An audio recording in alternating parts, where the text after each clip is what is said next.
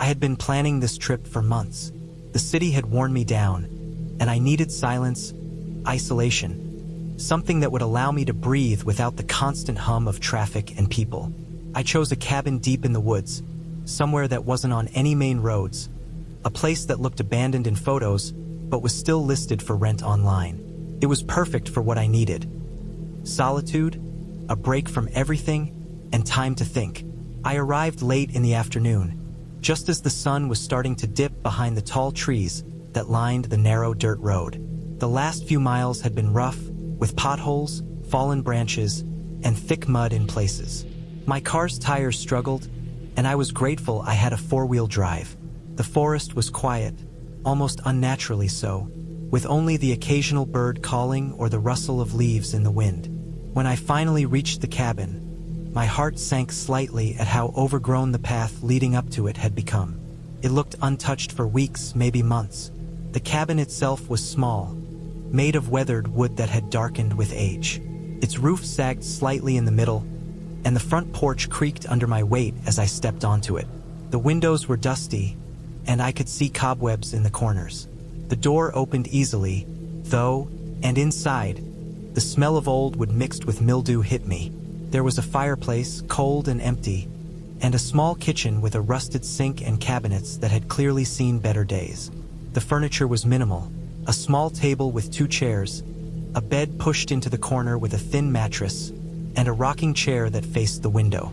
I set my things down and decided to explore the surrounding area. The woods were dense, the trees towering and close together.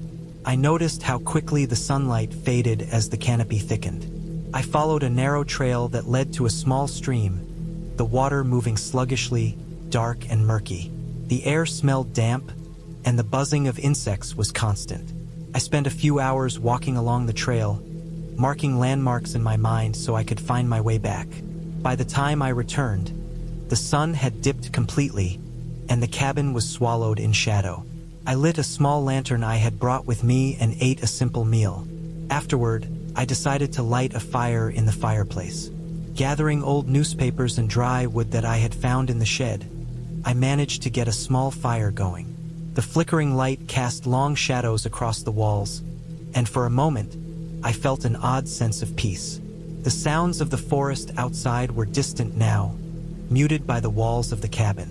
Night fell quickly. I was lying on the bed, listening to the wind through the cracks in the cabin walls when I first noticed the sound.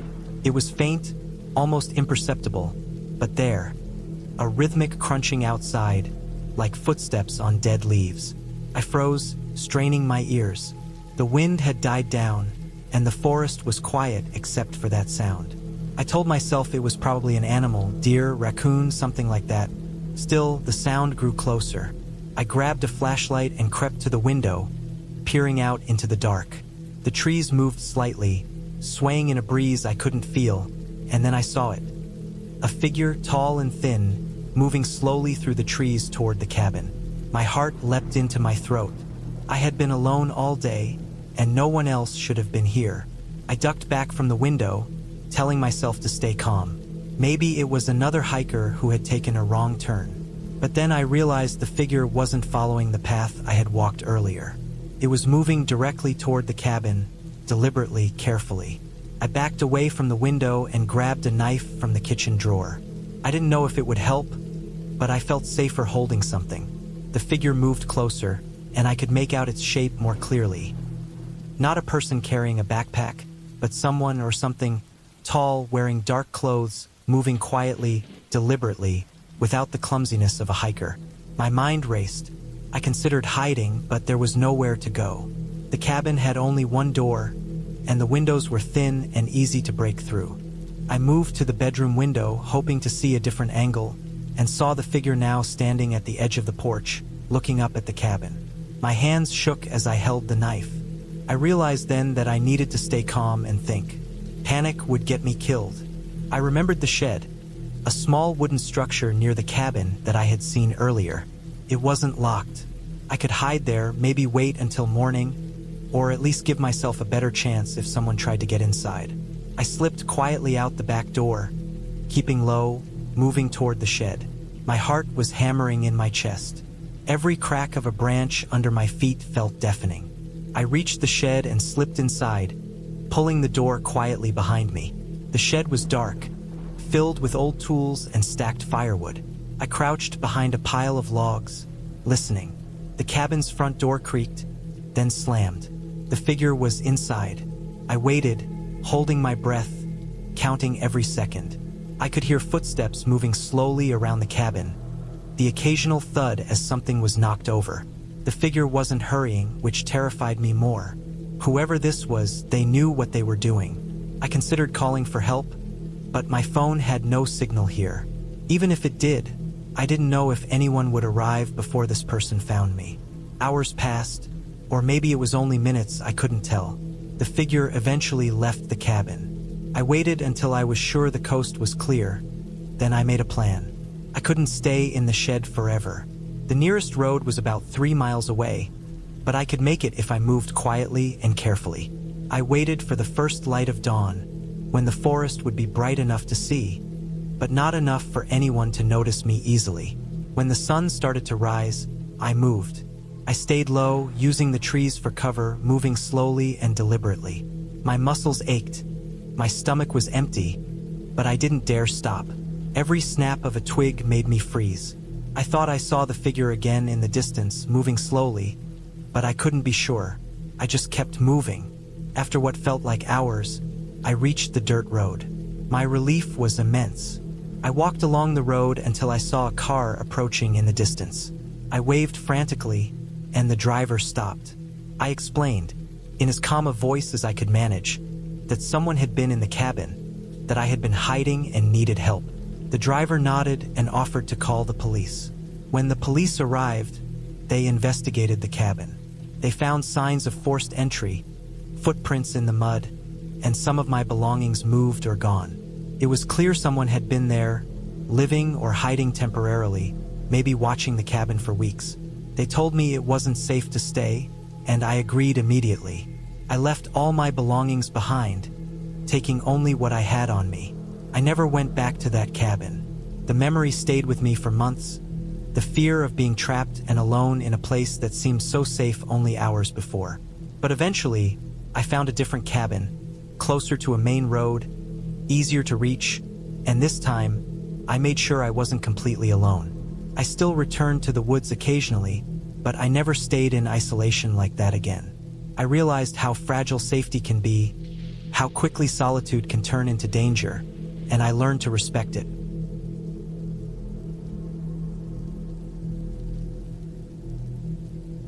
I want to start by painting the picture of why I was at that cabin in the first place. I had been feeling restless for weeks, tired of city life, the constant noise, the lights that never seemed to turn off, the people rushing past me like I was invisible. I remembered an old friend who had once told me about a cabin deep in the woods, off the grid, where there was no cell service, no internet, no one for miles, just a place to breathe, to be alone. I had hesitated at first. I didn't consider myself the type who needed isolation, but the more I thought about it, the more the idea began to consume me. I booked it without really thinking. The cabin was owned by a man who lived a few towns over, and he sent me detailed instructions on how to reach it. From what I understood, the road ended several miles before the cabin. After that, it was just a dirt path through the forest. I didn't mind. I wanted the quiet. I wanted something real, something raw, something that made me feel alive again. I left early in the morning, before the sun had really risen. The air was crisp and smelled of winter frost even though it wasn't yet deep into the season. The drive itself was long and monotonous, with stretches of empty road bordered by leafless trees, their branches like brittle bones reaching toward the gray sky. I felt a tension inside me building with every mile. By the time I reached the start of the dirt path, my hands had a faint tremble. I parked my car, checked the instructions, and began to walk. The path was narrow, overgrown, littered with rocks, fallen branches, and the tracks of animals I couldn't identify. As I walked, I noticed how silent the forest had become. Not just quiet, but a kind of thick silence that pressed against my ears. The only sound was the crunch of my boots against the frost-hardened ground and the occasional snap of a twig somewhere off the path. That silence made me uneasy, but I told myself I had wanted this.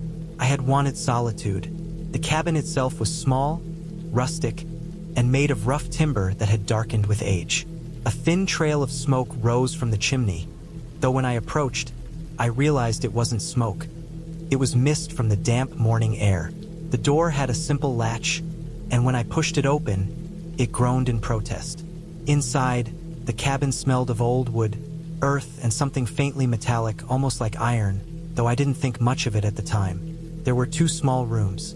The main room had a wood stove, a table, a few chairs, and shelves with dishes and old cans of food. The second room was a loft that held a thin mattress, some blankets, and a few scattered books. It was enough. I set down my bag, unpacked, and began exploring the small place, making mental notes about the water source outside, the firewood stacked nearby, and the outhouse a little way from the cabin. Everything seemed normal. Everything seemed safe. At least I thought it did. The first day passed quietly. I chopped some wood for the stove, boiled water, cooked a simple meal, and then sat near the window watching the forest. The trees swayed slightly, but the wind wasn't strong enough to make them creak. Birds occasionally called to one another, though most seemed gone for the day. At night, I lit the stove and tried to read one of the books, but the firelight made shadows dance across the walls, and my eyes kept flicking toward them, certain I had seen movement when I hadn't. I went to bed earlier than usual, trying to calm myself with the thought that I had imagined everything. That night, I didn't sleep well. Every sound seemed amplified. The hiss of the stove, the wind brushing against the cabin, my own breathing. Somewhere far away, a branch cracked loudly. I froze, listening, trying to convince myself it was just a deer or some small animal. I eventually drifted off, but the uneasy feeling stayed with me. The next morning, I woke to frost on the window and a thin layer of ice on the puddles outside. I made a simple breakfast, then decided to explore the path leading further into the woods. I had my backpack, some water, a flashlight, and my camera. I walked for hours. The forest was dense, and the deeper I went, the more it felt like I was leaving the world behind. I didn't see anyone, and that was the point, but it was also the part that started to get to me. Somewhere along the way, I realized I had been following the path but hadn't seen any of the markers the owner had described. There was no painted tree, no ribbon tied around a branch. I stopped and looked around, the feeling of being watched prickling my skin. I knew it was absurd. I was alone. There was no one. Still, my heart picked up pace. By midday, I decided to turn back. That's when I noticed the tracks in the snow, or rather, what I thought were tracks. At first, they looked like deer tracks, large, elongated, but then I noticed something odd. They were too deep, too uneven, and there were patterns I didn't recognize. I followed them for a short distance, curiosity and fear wrestling inside me. The tracks led toward a small ravine, and then abruptly stopped. I looked around. There were no signs of animals, no disturbance in the trees, just silence. I felt my stomach tighten. I turned and hurried back, making a mental note to tell myself I had been imagining things. The forest had a way of playing tricks on your eyes and mind. That night, the wind was stronger. I could hear it outside, rattling the cabin, and for the first time, I felt a deep, instinctive fear that I couldn't shake. I kept checking the windows, the door, the stove. My mind kept returning to the tracks I had seen earlier. I tried to tell myself it was nothing. I tried to sleep again, but the fear had dug in too deep. Around midnight, I heard it, a sound like scraping. It wasn't loud at first, just a faint, irregular scraping along the side of the cabin. I froze, holding my breath. The sound stopped. I convinced myself it was branches brushing against the wall, but I couldn't shake the feeling that something was out there, moving. I got up and checked every window. Nothing. Every stick and branch looked normal. Everything was still. My heart was hammering in my chest. I returned to the loft, trying to calm myself. I told myself that I had wanted this isolation, that this was just the price of solitude. But deep down, I couldn't shake the fear that I wasn't alone. The following day, I stayed mostly inside, chopping wood, reading, and trying to keep busy. But every sound, the groan of the cabin, The creak of the floorboards, the wind, felt amplified. By evening, I noticed something strange. My firewood stack had shifted. Some logs were moved, not drastically, but enough that I noticed. I had stacked them neatly the day before. I told myself I must have shifted them when chopping wood, but part of me knew I hadn't. I checked around the cabin, walked the perimeter. Nothing. I began to realize that someone or something had been here. That was when my mind shifted from simple fear to raw panic. Whoever or whatever it was had the same goal I had, to remain unseen until it chose to act.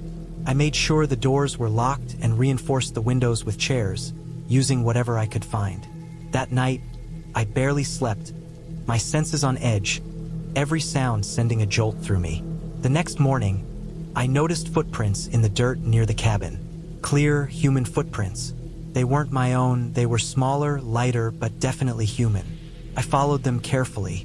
They led into the forest, then stopped abruptly. No one was there. I realized at that moment that I had a choice. Stay and risk encountering whoever had been moving around my cabin, or leave immediately, risking the unknown in the forest. I decided to leave. I packed quickly, took only the essentials, and tried to stay calm as I retraced my steps along the dirt path.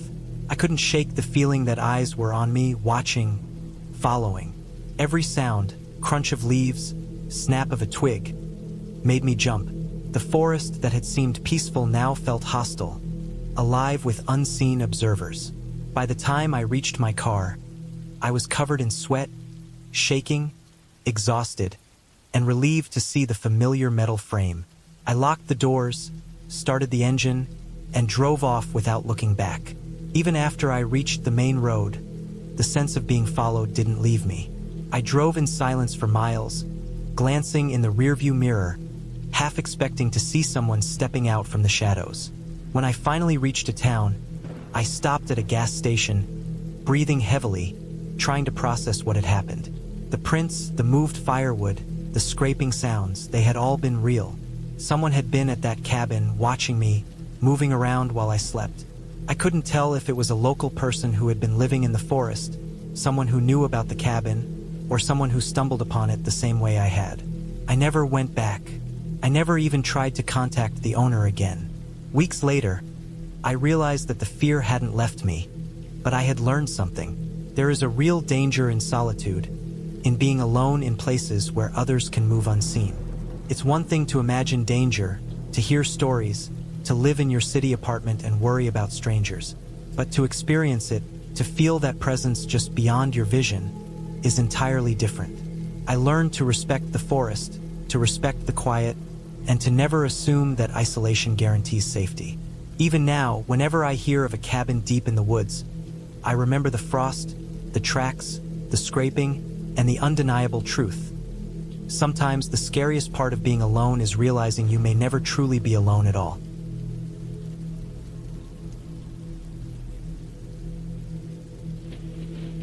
I had been looking forward to this trip for months. The idea of escaping the city for a few days, disconnecting from the endless noise and crowds, and immersing myself in the quiet isolation of the forest was something I clung to like a lifeline. The cabin I rented was in a remote part of the mountains, far from roads that were maintained in the winter, far from neighbors, far from anything resembling civilization. When I first arrived, the winter sun was low in the sky, casting long shadows over the snow-covered ground. The path leading to the cabin was narrow and barely marked, covered in a thick layer of ice that made walking difficult. My car had barely made it through the last stretch of gravel road, and even now, parked a little distance away, it seemed as if the vehicle itself were hesitant to stay there. The forest seemed to reach out in every direction, a dense wall of dark pine and spruce that blocked out anything beyond its borders. The cabin was small, built of rough-hewn logs, sturdy but aged. Its windows were thin, some of the panes cracked, and the door had a simple metal latch. Inside, the air smelled of old wood and mustiness. Dust floated in the sunlight that fell through the windows, and small patches of frost clung to the corners where the cold had seeped in over the years. The cabin was sparsely furnished. An old wooden table, 2 chairs, a small bed with a thin mattress, and a wood-burning stove that looked like it hadn't been used in years. Despite the initial discomfort, I felt a strange sense of relief. This place was exactly what I wanted. Quiet, isolated, untouched. I unpacked my few belongings, stacked some firewood next to the stove, and began the task of preparing for the night. The first evening passed slowly. I chopped wood, cleaned the stove, and set a small fire. The flames crackled and hissed as they consumed the dry wood, throwing dancing shadows across the walls. Outside, the wind rose, rattling the windows and making the trees sway. The forest was alive, a subtle but constant sound that reminded me that I was completely alone. I had prepared for this, packed enough food, extra blankets, and a full water supply. Still, there was something about being alone in a place like this that made the hair on my arms stand on end. The forest didn't care about me.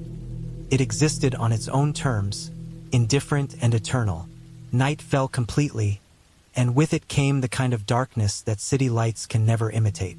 The window panes showed nothing but black, a deep emptiness that pressed against the cabin like a living thing. I stayed close to the fire, reading an old book I had brought, the shadows flickering across the pages. The silence outside was deceptive. I thought I could hear faint sounds, branches snapping under the weight of snow, perhaps an animal moving through the trees, but nothing close enough to see. I reminded myself that this was normal. This was the forest, and in the forest, the world moved in its own rhythm. I woke in the middle of the night to a sound that made my stomach knot. At first, I thought it was the wind, or maybe the snow shifting on the roof. But there was something different, a deliberate sound that didn't match the rhythm of nature. It was a faint scraping, slow and uneven, coming from outside the cabin. I froze, straining to listen. The sound moved closer, circling the cabin in irregular intervals. My heart pounded, and for a long moment, I considered that it could be a deer or a bear, though I had never heard anything like this. The scraping continued for what felt like an eternity, moving from one side of the cabin to the other. I didn't want to move, not even to get more firewood or peek out the window. My mind ran through every possibility, each one worse than the last. By morning, the world seemed normal again. The sun rose over the mountains, illuminating the snow-covered forest in a pale gold light. I told myself that I had been imagining things, that the darkness had played tricks on my senses. But when I stepped outside, I noticed marks in the snow around the cabin. Shallow, irregular tracks that weren't made by any animal I recognized. They weren't deep, like they belonged to something heavy, but they were deliberate. The snow was firm from overnight frost, yet these tracks had disturbed it in a way that suggested careful movement. My stomach turned. The rest of the day passed with a constant awareness of those tracks. I checked the perimeter of the cabin repeatedly, stacked more firewood, and made sure the stove would burn through the night. I told myself that humans sometimes hiked these mountains, perhaps hunters or wanderers who hadn't registered on any map. It was the only explanation that made sense, but I couldn't shake the feeling of being watched. Every time I glanced into the forest, I thought I saw movement, a shadow slipping between the trees, always just out of sight. That evening, I took extra precautions. I barricaded the door with heavy furniture, reinforced the windows as best I could, and kept the fire blazing. I didn't sleep much. Every small noise made me tense. The wind howled differently that night, more like a warning than a simple weather pattern. And then the sound came back, the scraping. It was closer this time, circling the cabin again. I could hear it pause, as if waiting, and then move along the edge of the walls. I stayed frozen, barely daring to breathe. The firelight was my only companion, throwing shadows that made the cabin seem alive in some ways, but it also highlighted every movement outside. Morning arrived with the same pale light as before. I had barely slept, and my mind was frayed.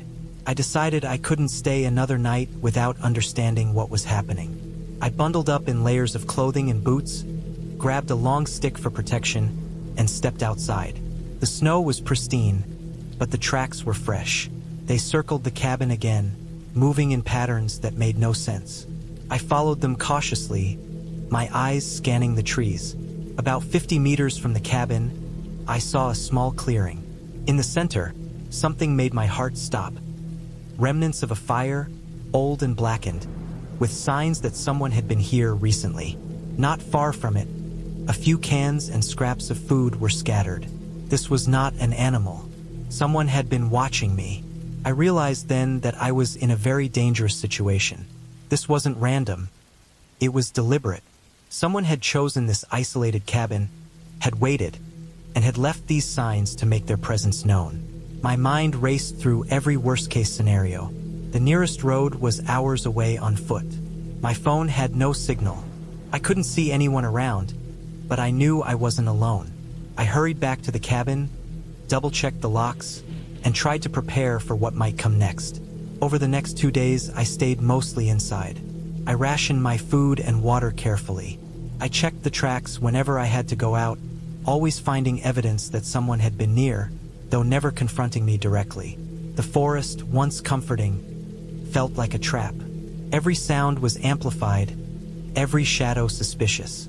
The scraping at night became a constant, a reminder that the cabin was no longer my sanctuary but a cage. On the third day, I knew I had to leave. I couldn't stay any longer, and I couldn't risk waiting for someone else to approach. I packed everything efficiently, leaving nothing behind that could slow me down. I waited until late morning, when the light was at its brightest, then slipped out the back way, staying low and moving quickly. The tracks were there again, but this time I didn't follow them. I avoided them, moving through the trees in a wide arc. My body was tense, my muscles screaming with exertion, but I kept going, pushing myself forward. Hours later, exhausted and nearly hypothermic, I finally stumbled onto a faint dirt road that led towards civilization. My boots were wet, my hands raw from gripping branches and pushing through undergrowth, but I kept moving. Eventually, I saw a car parked along the roadside.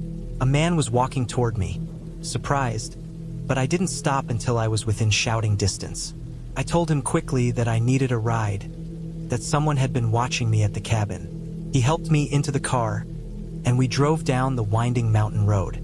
I never returned to that cabin. Months later, when I tried to contact the rental company, they said the place had been empty for years, though their records still showed it as available. No one had ever reported anyone else in the area, and there were no incidents recorded. But I knew what I experienced was real. I knew someone had been there, observing, waiting. The sense of isolation and vulnerability stayed with me for years after. Even now, I think about the tracks in the snow, the scraping at night, the feeling of eyes following me when I moved. It was a terrifying, but real experience, a reminder that sometimes the scariest things aren't made up. They're just people.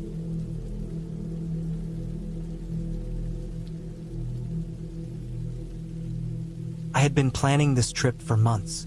The cabin was deep in the woods, far from any town or main road, a place where I could be completely alone. I needed the isolation. My life in the city had been suffocating, a relentless cycle of work, noise, and people. Here I thought I could breathe. I had rented the cabin through a small online listing. The photos showed a rustic wooden structure with a small porch overlooking a dense forest. From the map, I knew the nearest road was miles away, and the path to the cabin itself was little more than a dirt track. Perfect.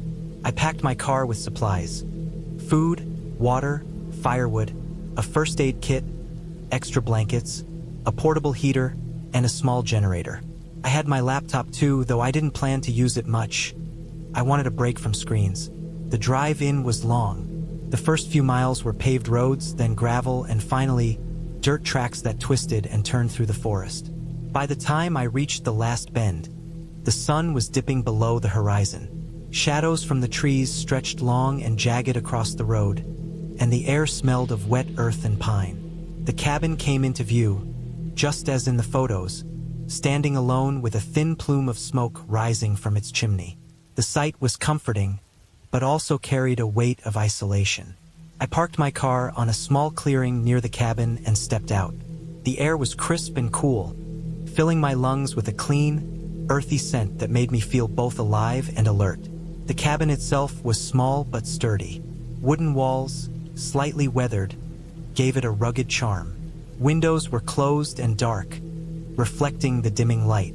I carried in my supplies, stacking the firewood near the stone fireplace. The first task was simple, a fire. I wanted warmth, but also light. Once the fire was going, the small room glowed in a soft, flickering orange, and I felt some of the tension in my shoulders ease. The cabin was quiet, the only sounds the crackle of the fire and the occasional rustle of leaves outside. Night came fast. I made a simple dinner, a can of beans heated over the stove, and ate slowly, listening to the forest.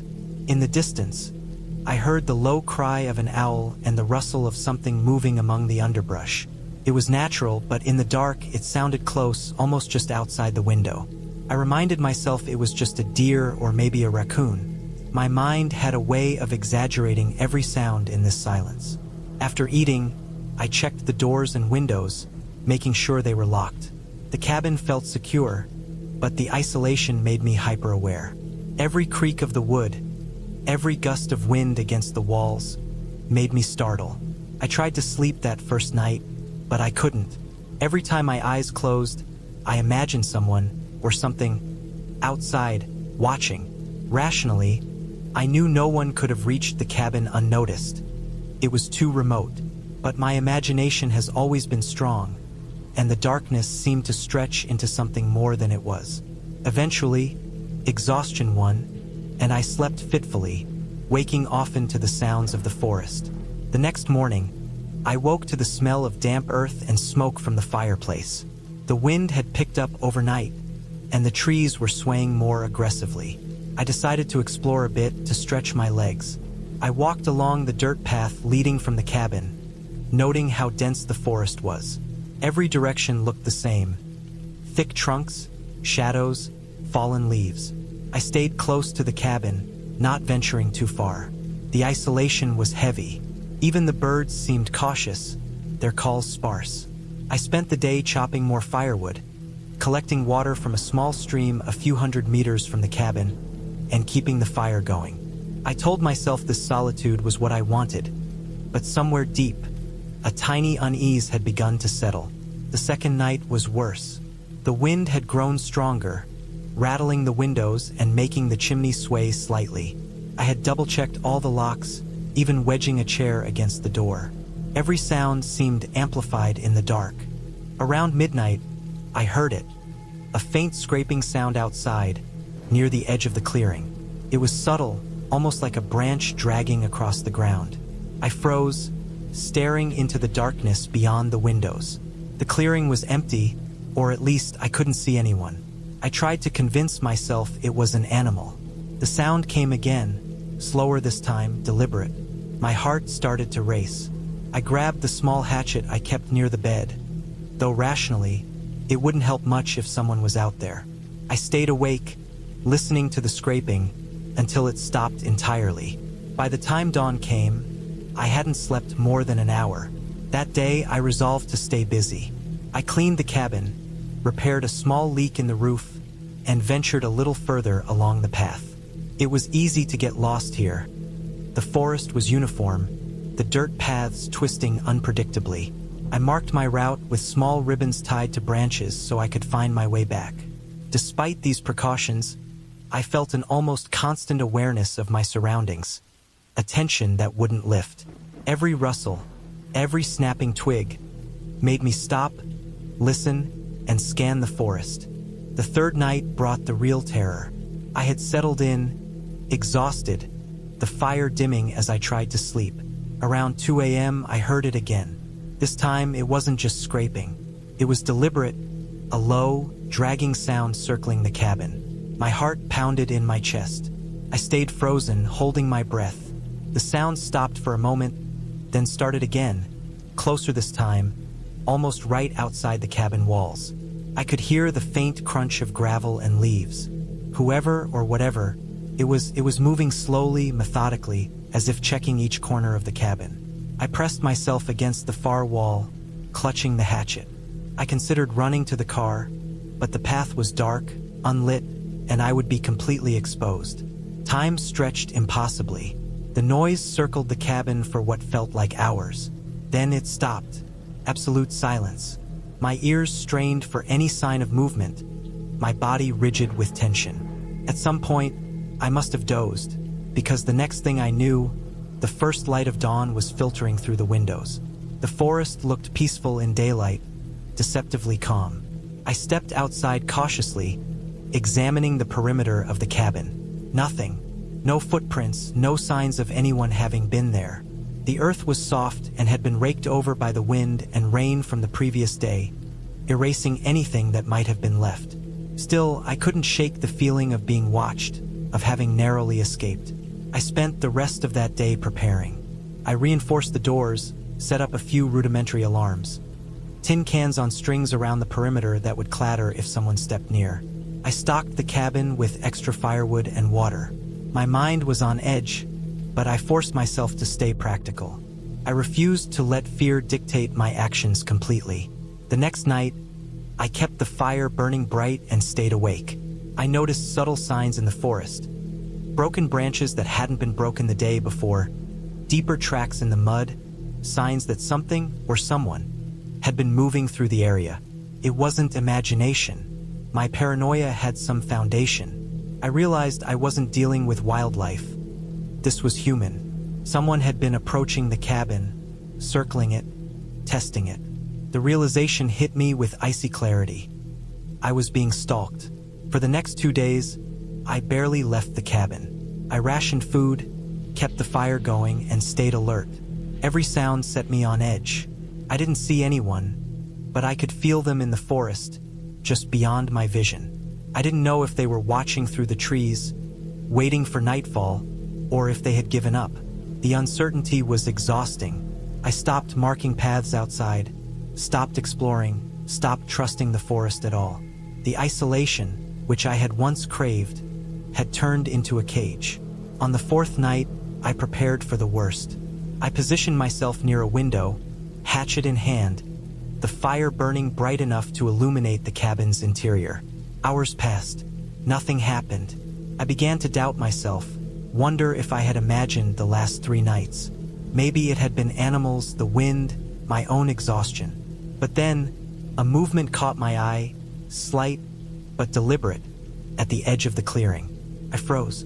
A figure, crouched low, moving silently among the trees. I couldn't make out details, only the shape, dark against the dim moonlight. It moved slowly, cautiously, as if it knew I could see it. My mind raced.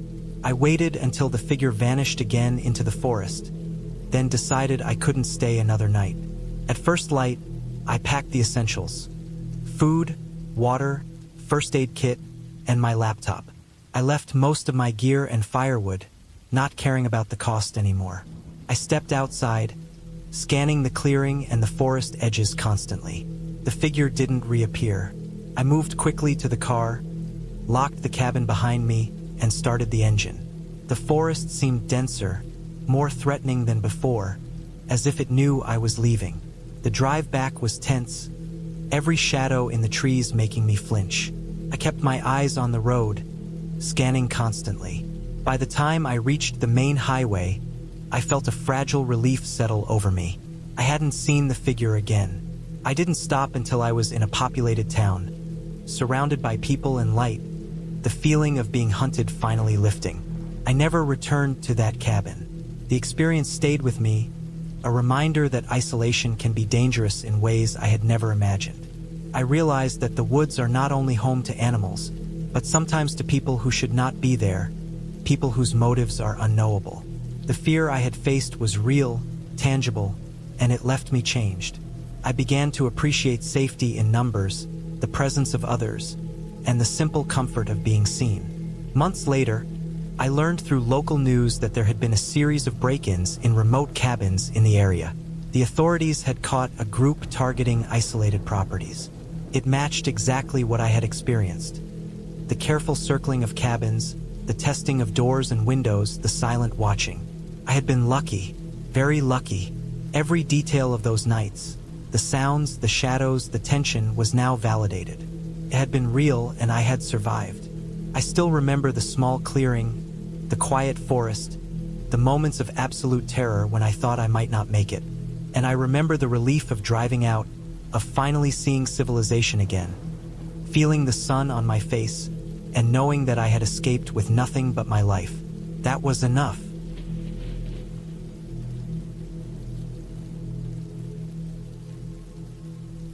I had been planning the trip for months, picking a small cabin in the mountains that promised isolation, silence, and a break from everything. It wasn't luxurious.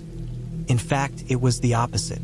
A modest wooden structure built decades ago, sitting on the edge of a forest clearing, far from any roads. I wanted solitude, a chance to escape the endless noise of life in the city. I packed carefully, making sure I had everything I thought I might need. Food that would last a week, water, a small camping stove, blankets, a first aid kit, and a few books to read. I left my phone on purpose, knowing that reception would be non-existent anyway. The drive up the mountain was longer than I expected. The winding road narrowed as I climbed, bordered by steep drop-offs that seemed to appear suddenly around each bend. Trees pressed close to the road, their branches casting strange shadows in the late afternoon sun. My car felt small on the narrow asphalt, and the way it rattled over loose gravel made me anxious, but I kept going. The GPS lost signal long before I reached the cabin, leaving me to rely on the handwritten directions the owner had sent me. I arrived just as the sun was slipping behind the trees, painting the sky in sharp shades of orange and purple. The cabin was small, 2 rooms, with a simple porch that creaked under my weight as I stepped out. The wood was weathered, the roof sagging slightly in the middle, and a thick layer of moss covered parts of it. At first, it seemed peaceful. The air was cool, scented with pine and damp earth. But as soon as I set down my bag and looked around, I noticed how isolated it really was. There were no other houses, no sounds of people or vehicles, only the wind moving through the branches and the distant cry of a bird I didn't recognize. I unpacked quickly, trying to shake off the unease that had started to creep in. I stacked firewood neatly near the hearth, made sure the stove worked, and set out some food. Night came fast in the mountains. By the time I had a small fire burning and the cabin lit with a single lantern, darkness had swallowed the trees, leaving them as towering shadows. I sat in a chair near the fire, trying to read, but the shadows outside seemed too alive, shifting with every gust of wind. Every now and then, I thought I saw movement between the trees, but I convinced myself it was just my imagination. Around midnight, I realized I could hear something else. Not wind, not animals, but something that felt deliberate. A faint scraping sound, like branches being pushed aside, slowly moving closer. I froze, listening, my heart starting to race. The sound stopped suddenly, leaving only the night and the crackling fire. I told myself it was probably a deer or some other animal. Still, I checked the locks on the doors and windows. Everything was secure, but I couldn't shake the feeling that I wasn't alone. The next morning, I decided to explore the surrounding area. I walked through the forest, taking careful note of landmarks so I wouldn't get lost. The trees were dense, and the ground was uneven, littered with fallen branches and rocks. The deeper I went, the quieter it became. No birds, no rustling leaves, just an almost oppressive silence.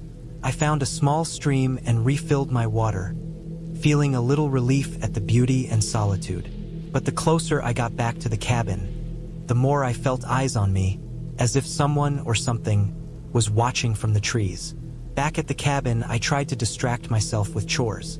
I cleaned, organized, even went as far as splitting some extra firewood. The physical work helped, but by evening, the feeling of being watched returned stronger. I began hearing faint noises again, scraping, occasional thuds on the porch, like someone testing the door. Each time, I jumped up to check, but there was nothing there.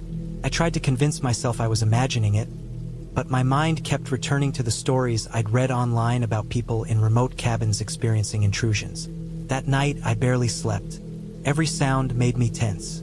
At some point, I heard the unmistakable sound of footsteps crunching on gravel outside. I stayed completely still, holding my breath, listening. The footsteps circled the cabin slowly, deliberate, cautious. I knew then that this was no animal.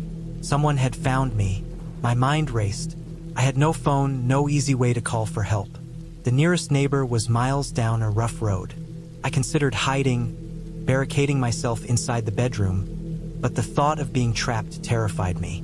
I spent the rest of the night awake, listening. The footsteps came and went. At one point, I heard something scratching at the wooden walls, like nails dragged across the siding. I gripped a heavy kitchen knife I had kept with me, ready for whatever might come through the door. Morning came slowly, and when it finally did, I was physically exhausted, mentally frayed. The next day, I decided I couldn't just stay inside. I had to figure out what I was dealing with. I checked the perimeter of the cabin. There were footprints in the dirt and gravel outside. Not deer tracks, human boots. I followed them carefully, noting the direction. They hadn't gone far, circling the cabin multiple times. Whoever had been there was cautious, maybe even trying to intimidate me. I realized how vulnerable I was. There was no one around for miles. My heart sank at the realization that I had nothing but myself and the small knife if anyone tried to break in. I spent hours planning. I reinforced the door as best I could with furniture. I stacked firewood against the windows. I prepared escape routes, noting the thick trees and uneven ground I could use if I needed to flee. I stayed near the door all day, listening and watching. The intruder didn't come while the sun was high, but as dusk approached, I heard movement again. This time it was different, closer, faster, like someone testing how far they could approach before I noticed. I decided I couldn't wait passively. If I stayed, I risked being caught off guard. I grabbed my backpack, filled with essentials, and prepared to leave. But the forest was darkening, and the path down the mountain would be treacherous at night. I had to find a solution that gave me some control. I remembered an old dirt road I had passed on the way up, visible on the map. It was a longer route, but it might be safer than heading straight down into unknown terrain. I waited until the intruder moved away, then slipped quietly out the back door. I moved carefully through the trees, keeping low and listening. Every crack of a branch made me jump. I kept to the shadows, avoiding open areas. I followed the map and my memory of the trail as best as I could. Hours passed, and exhaustion set in, but I kept moving, telling myself that safety lay just ahead. Eventually, I reached the dirt road. Relief washed over me, but I remained cautious. The road was quiet, no signs of anyone else. I started walking along it, hoping to find a way down the mountain where I could encounter another person or a vehicle. As dawn broke, I saw a faint plume of smoke in the distance. I headed toward it and eventually came across a small ranger station. I was trembling, exhausted, and covered in scratches from branches, but I had made it. The rangers listened quietly as I recounted everything. They took me back to the cabin with a team later that day. The cabin, when we returned, was empty. No one had been inside during the night I escaped. The footprints circled, but there were no signs of forced entry. The rangers explained that sometimes, remote cabins attract people looking for easy targets, places where they think they can intimidate or scare others without being seen. They assured me that I was lucky. I had taken the right precautions, stayed aware, and survived without confrontation. In the following weeks, I recovered physically and mentally. I kept the cabin in my memory as a lesson in vigilance and survival. The forest, once beautiful and inviting, now carried a weight of caution. I never returned there alone, but the experience taught me how fragile safety could be in isolation, and how critical awareness and planning were in remote areas. I realized that survival often relied not on luck, but on preparation, careful observation, and the courage to act when the moment demanded it. Looking back, the fear I felt was total and consuming, but I also recognized that it sharpened every sense, made me hyper-aware, and forced me to think clearly under pressure. The cabin, the forest, and the night of near terror became a memory I could never shake, but one that ultimately left me stronger, more aware, and more respectful of the wilderness and the unknown risks it could hide. I knew I would carry that lesson forever, and though I would avoid such solitude again, I also knew I could face extreme fear and survive it.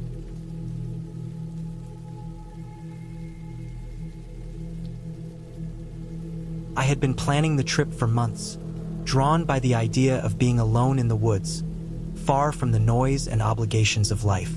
I wanted nothing more than solitude, to step away from the constant hum of the city and find some quiet that felt untouched. The cabin I rented was small, almost hidden among the trees, with rough-hewn logs and a pitched roof that looked like it had weathered decades of storms. Driving down the winding dirt road that led to it, I noticed how the forest seemed thicker here, the trees closer together, branches brushing overhead, blocking out the sun and casting long, shifting shadows across the path. By the time I reached the cabin, the sky was already turning a dull, muted orange, the sun low and sinking behind the trees. The first thing I did was circle the cabin, checking the structure, the windows, the door locks. Everything seemed solid, though a few boards along the edge of the roof were loose, creaking faintly in the wind. Inside, the air smelled faintly of damp wood and dust.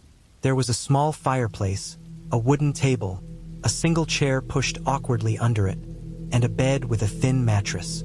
Nothing luxurious, but it was enough. I unpacked slowly, arranging my supplies neatly. Canned food, bottled water, a small stove, some firewood I had brought, and the essentials for surviving a couple of days alone. Night came faster than I expected. The forest around the cabin darkened, shadows pooling thickly at the edges of the clearing. I lit a small fire in the fireplace, feeling the warmth immediately wash over my shoulders. Outside, the wind began to pick up, rattling the windows, whispering through the trees in a way that felt almost alive.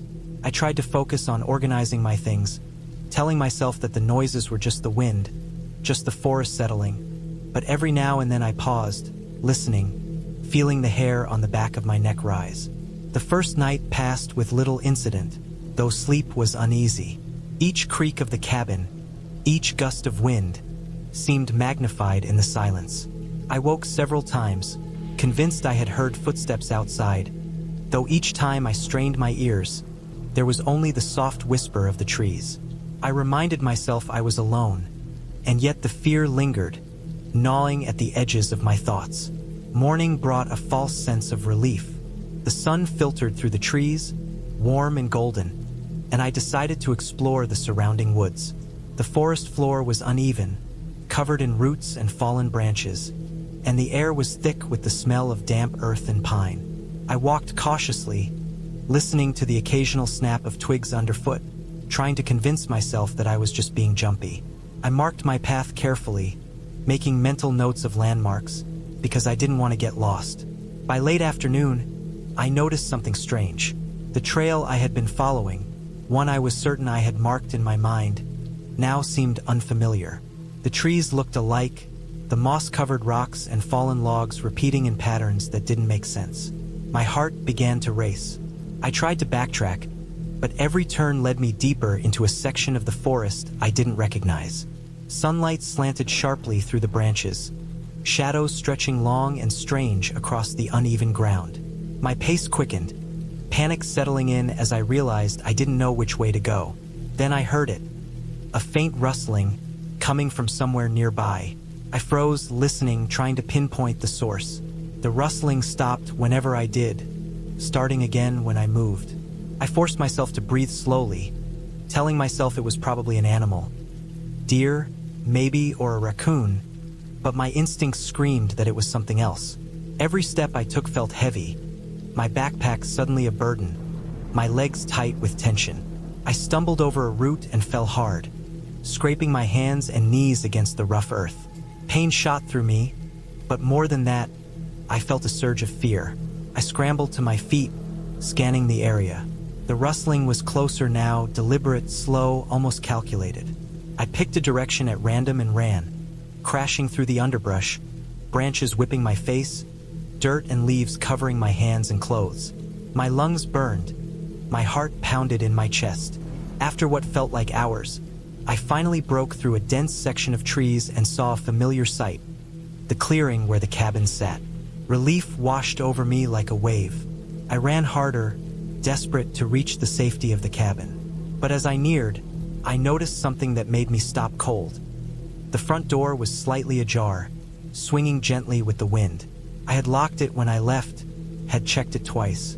Now it hung open, just a crack, but enough to let a sliver of shadow inside. I didn't enter immediately. I circled the cabin, careful to keep low, my mind racing with possibilities. Nothing looked obviously disturbed, no signs of forced entry, but my gut twisted. I grabbed a heavy branch from the ground and approached cautiously. I pushed the door open slightly more and peered inside. Everything seemed in place. My backpack where I had left it, the table undisturbed, the bed untouched, but something felt off. Then I saw it, footprints in the dust near the fireplace. Small, deliberate, human. My stomach dropped. I hadn't heard anyone come in, yet here were signs that someone had been inside. My mind raced, thinking through what to do. I could call for help, but there was no cell signal out here. I could try to leave, but the forest around me had already proven disorienting. I felt trapped, the isolation that had seemed peaceful before now suffocating. I spent the rest of the day reinforcing the cabin, checking locks, blocking the doors with heavy furniture, and stacking firewood against the windows. Every sound outside made me jump. The snap of a branch, the rustle of leaves, the distant call of a bird. I slept fitfully, huddled on the bed with a kitchen knife beside me, listening to every creak, every whisper of wind. The next morning, I woke early and decided I needed to leave, no matter the risks. I packed quickly, took the map I had brought, and set off, trying to retrace the path I had taken the day before. The forest seemed different now, oppressive, like it had changed overnight. Shadows were deeper, the trees closer together. Every step made a soft crunch in the undergrowth, and I was hyper-aware of every sound. Hours passed. I moved cautiously, scanning constantly. Around mid-afternoon, I reached a section of the trail where I felt certain I had passed before. Relief briefly took over, but then I saw it. A small figure standing between the trees, partially hidden. My stomach froze. It didn't move at first, just watched. Panic surged again, but this time, I forced myself to remain calm. I remembered my training from wilderness survival guides. Do not engage, move slowly, make yourself appear aware and deliberate, and do not turn your back. The figure moved slightly, and I saw it more clearly. A man, middle-aged, dirty clothes, ragged hair. He didn't look threatening at first, but the way he watched me, without speaking, made my skin crawl. I slowly stepped to the side, keeping trees between us as cover. He mirrored my movement, maintaining distance, never speaking. My heart pounded as I navigated a narrow passage through the forest. Eventually, I found an opening, a faint dirt road that seemed to lead back toward civilization. I ran, sprinting as fast as I could, not looking back. The man stayed in the shadows of the trees, watching, but did not follow. Exhausted and trembling, I eventually reached a small paved road. A car passed, and I flagged it down, breathless, terrified. The driver stopped without hesitation, and I explained as best I could that I had been lost in the forest and that someone had been following me. They nodded and offered to take me to the nearest town. By the time I returned to safety, the experience had left me shaken, drained, but also relieved. The police were contacted, though by the time they investigated the cabin, the man was gone, leaving no trace except the footprints inside. The cabin itself was fine, structurally intact, but I never returned. I sold the rental quietly, not wanting anyone else to experience the unease I felt. The months that followed were difficult. I couldn't stop thinking about that man, the way he had watched me silently, the sense of being hunted. Therapy helped somewhat, but I carried the fear with me, a shadow in the back of my mind whenever I was alone in nature. Over time, I learned to cope, to respect the power and unpredictability of the wilderness. I never again sought isolation in that way, and I always checked the surrounding area carefully before trusting the seeming safety of a quiet cabin. The lesson was clear. Nature is not always peaceful, and people are unpredictable. Alone, vulnerable, even a small mistake could have turned a simple trip into something much worse.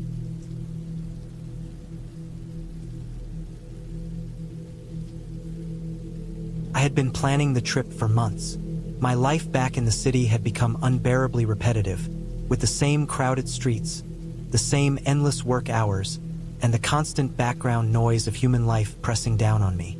I needed to escape, to breathe, to be completely alone with nothing but the forest and myself. I found the cabin online, a small wooden structure deep in the woods, far from any town or road. Promised solitude, isolation, and peace. That was exactly what I wanted, so I packed my things carefully. A heavy backpack, a tent in case I needed it, food supplies that could last a week, extra clothing, a sleeping bag, a first aid kit, and all the basic tools I could think of. I also brought a thick notebook and pens. Part of me wanted to document the experience, to write down my thoughts without interruption. The drive was long, longer than I expected. The GPS led me down winding, narrow roads that got progressively smaller, turning into gravel paths barely wide enough for my car. At some point, I realized I hadn't seen another car for miles.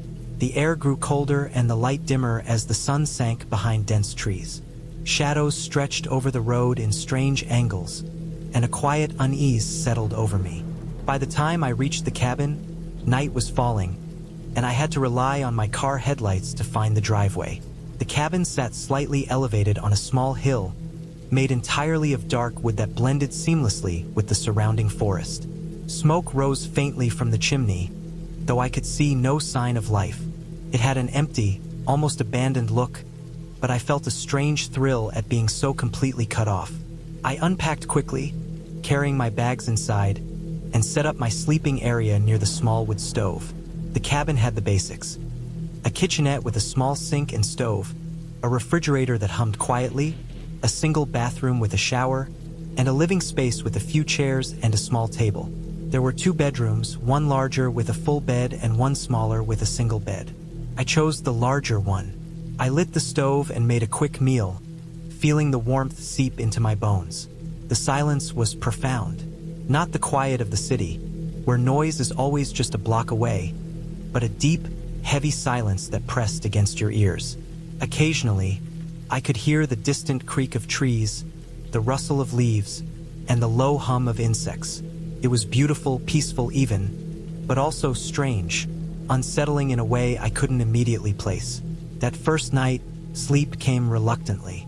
Every small noise startled me. A branch hitting the side of the cabin sounded like a tree falling. The wind brushing against the roof echoed like footsteps. I kept imagining shapes moving outside the windows, shadows twisting in the forest. I reminded myself constantly that I was alone, that there was no one there, that this was just nature being noisy. Still, the feeling lingered. I eventually fell asleep, exhausted. The next day, I woke early and decided to explore the area. The cabin sat in a small clearing surrounded by dense forest. The trees were tall and thick, their branches intertwining like a natural roof. Birds called from unseen perches, and I could hear a distant stream trickling somewhere beyond the trees. I walked cautiously, making sure to stay within sight of the cabin in case of emergencies. The deeper I went, the quieter it became. Even the birds seemed to disappear.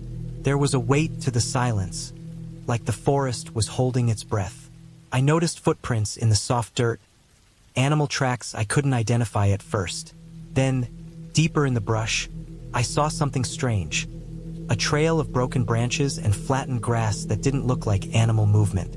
It was jagged, deliberate in a way that made my stomach tighten. I followed it briefly, but it disappeared into a tangle of trees.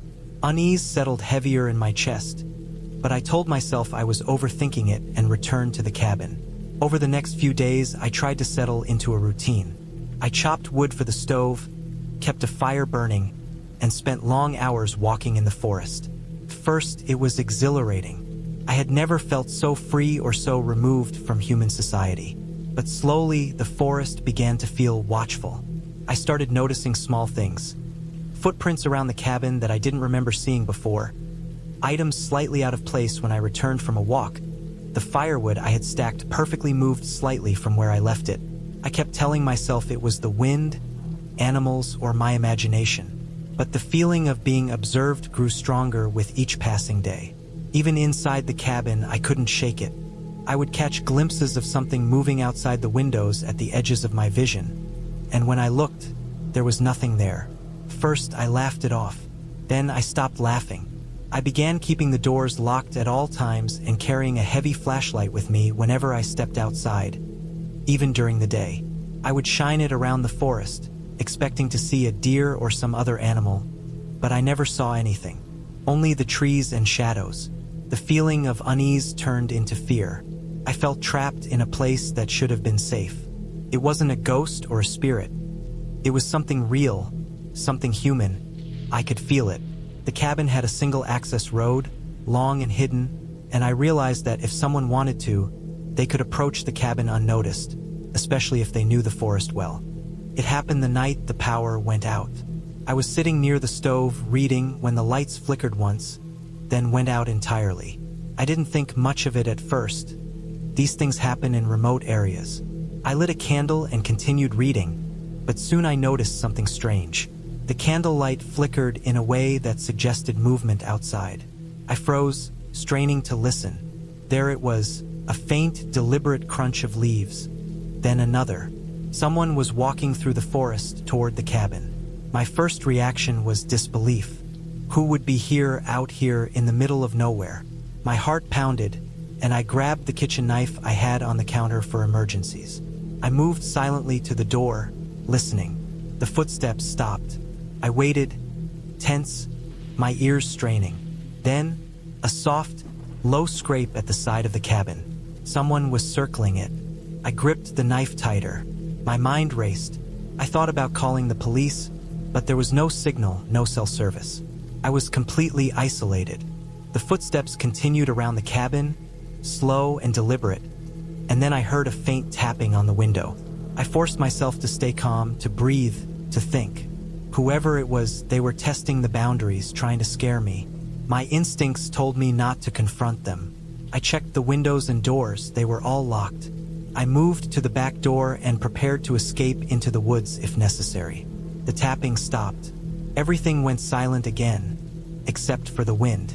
I waited for what felt like hours, though it was probably only 20 minutes. Eventually, I heard the footsteps retreating into the distance. I didn't move until I was sure they were gone. I stayed awake the rest of the night, knife in hand, firewood burning slowly.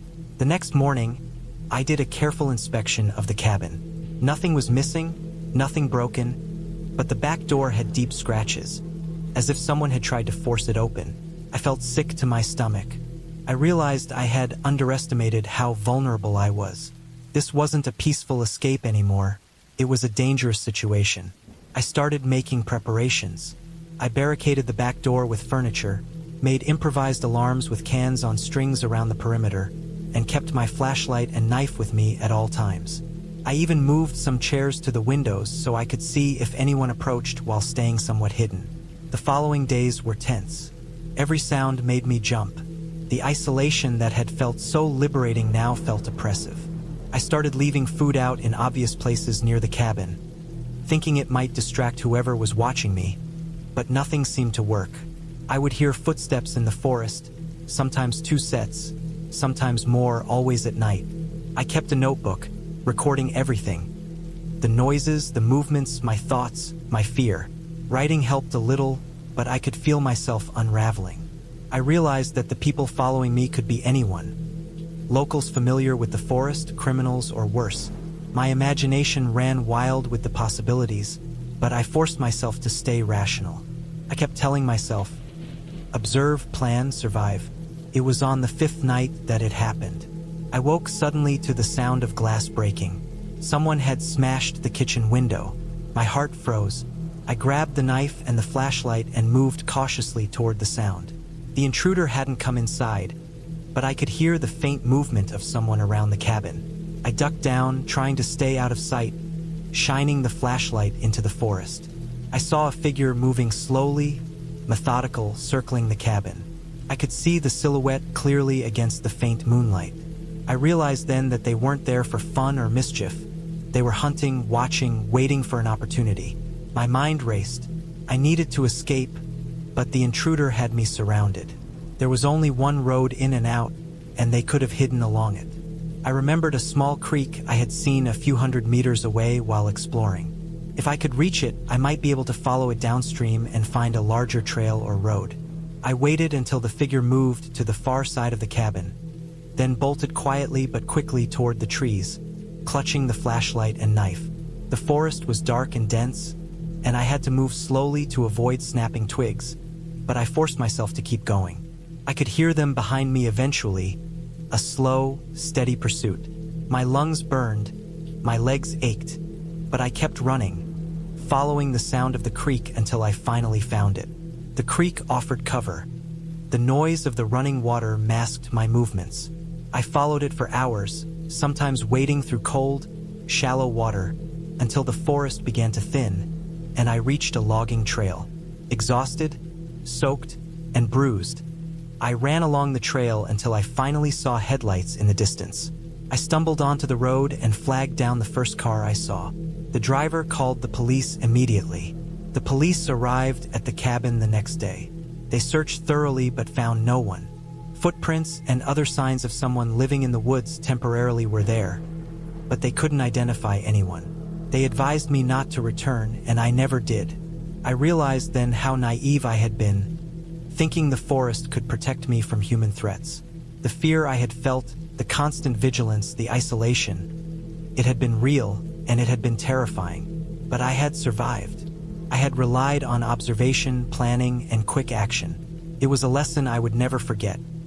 Nature itself is not dangerous, but people can be, and being alone makes you vulnerable in ways you cannot always predict. The cabin remained empty, and I moved on, but the experience stayed with me, a reminder of the thin line between peace and peril in the quietest, most beautiful places.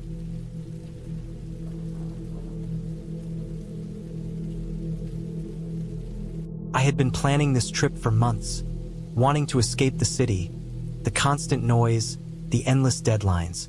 The idea of a cabin in the middle of nowhere had become an obsession. I found it on a small rental site, tucked away in the northern forests, far from the nearest town. The pictures were perfect, cozy, isolated, surrounded by tall pines and a small lake nearby. The description emphasized solitude, nature, and privacy. That was exactly what I wanted. The drive was long and quiet. My phone barely had signal, which was part of the appeal. I drove through winding roads, dense forests pressing in on both sides, and occasionally glimpsed deer darting into the trees. By the time I reached the small dirt path leading to the cabin, the sun was already low. Shadows were stretching long across the ground, and the forest seemed deeper and darker than the photos suggested. The air smelled damp and earthy, the scent of pine sharp and fresh. When I pulled up, the cabin looked smaller than expected, but sturdy. It was a simple wooden structure with a sloping roof, a small porch, and windows that reflected the last light of the day. A narrow stone path led to the front door. I parked and got out, stretching my legs and taking in the silence. It was complete, heavy in a way that pressed on your ears, like the forest itself was holding its breath. I grabbed my bags and unlocked the door. Inside, the cabin smelled faintly of wood polish and a lingering mustiness. Everything was basic: one room with a small kitchen area, a wood-burning stove, a table with 2 chairs, a sofa, and a fireplace. A narrow staircase led to a loft where the bedroom was. I set my bags down and walked around, touching the furniture, checking the windows. The cabin creaked softly with the wind outside. It was peaceful, yet the quiet was unnerving. There was no sound of cars, no distant voices, just the wind through the trees and the occasional rustle that I couldn't immediately identify. I started a fire in the stove to warm the room. It was already chilly, and the sun had almost disappeared. The glow of the fire made shadows dance on the walls, and I felt both comforted and slightly uneasy. I unpacked my things, laid out some food, and made myself a simple meal. After eating, I cleaned up and sat on the sofa, listening to the crackling of the fire. Night had fully fallen. The forest outside had gone black, the trees no more than dark silhouettes. Then I noticed it, a sound, faint at first, coming from outside. A crunch of footsteps in the snow, or was it dirt? Just beyond the clearing where the cabin sat.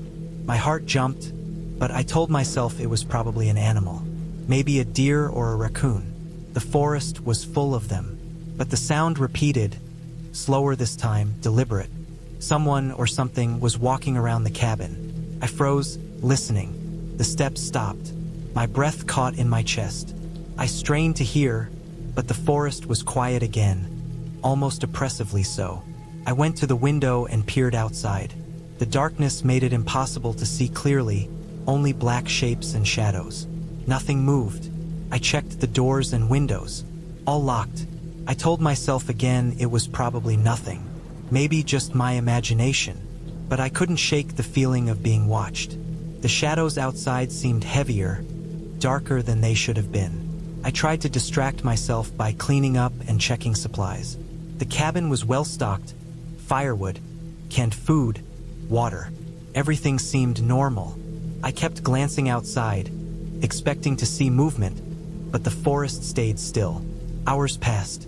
The fire dwindled. I went upstairs to the loft, thinking sleep would calm me, but the unease followed me. Around midnight, I heard it again. Footsteps, soft and deliberate, moving around the cabin. They circled, paused at the front door, then vanished. My stomach dropped. I checked the windows again. Nothing. The door was still locked. I considered calling someone, but the phone had no signal. The nearest town was miles away, and I was alone. I realized then that if someone wanted to get in, there was nothing stopping them. I had no weapon, no security system, just my own fear. I tried to sleep, but every little noise, the wind through the trees, a branch tapping the roof, made me startle. Hours passed like this, me lying awake, tense, listening. Finally, just before dawn, the forest quieted. Exhausted, I drifted into a fitful sleep. Morning brought some comfort. Sunlight filtered through the trees, and the world seemed more normal. I told myself I had imagined things. That night had been the first raw exposure to the isolation. I made breakfast, collected firewood, and walked around the perimeter of the cabin to check. No footprints in the snow, no signs of anyone, only the forest, empty and silent. The next day, I tried to distract myself with chores. I fixed the stove, cleaned the cabin, gathered wood. I even walked down to the lake. The water was cold and clear, and for a moment, I felt peace. But as the sun began to set, the unease returned. Shadows lengthened in the trees, and then I heard it again, the slow, crunching steps circling the cabin. I stayed inside, barricading the door with a chair. The steps stopped for a long time, then moved around the cabin again, deliberately. This time, I realized the pattern. Whoever or whatever it was, it knew I was inside. I couldn't see them, couldn't hear them approach the door, but the sound was too precise to be random. My fear became sharp, tangible.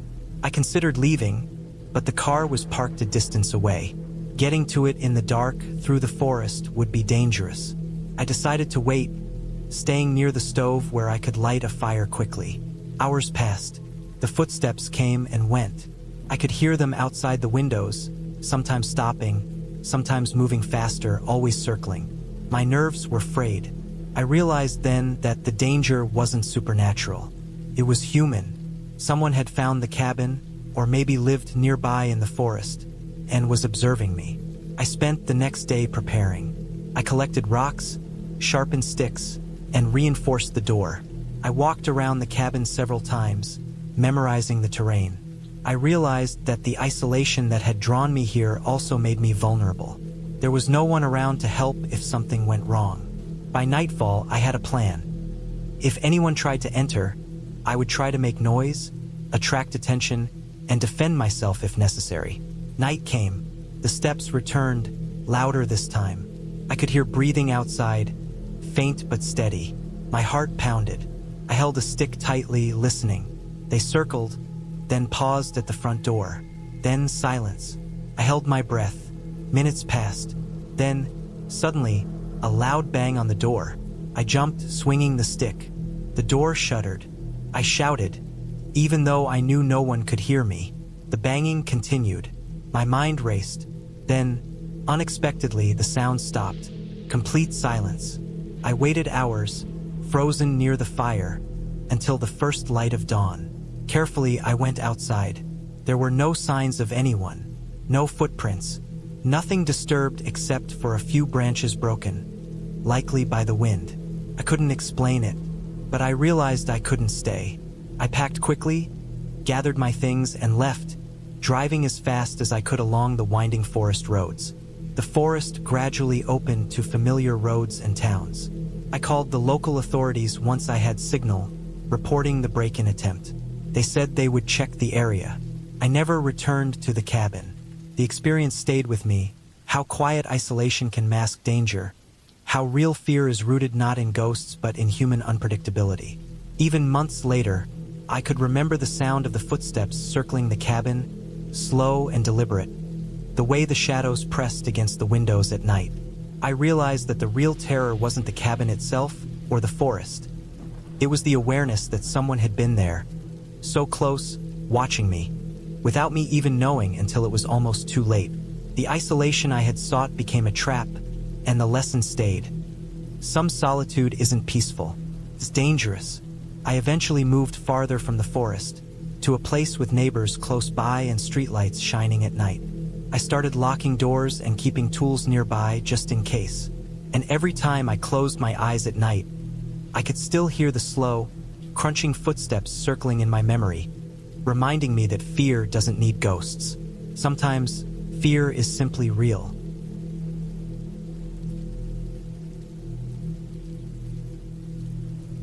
It started with a plan that was simple enough.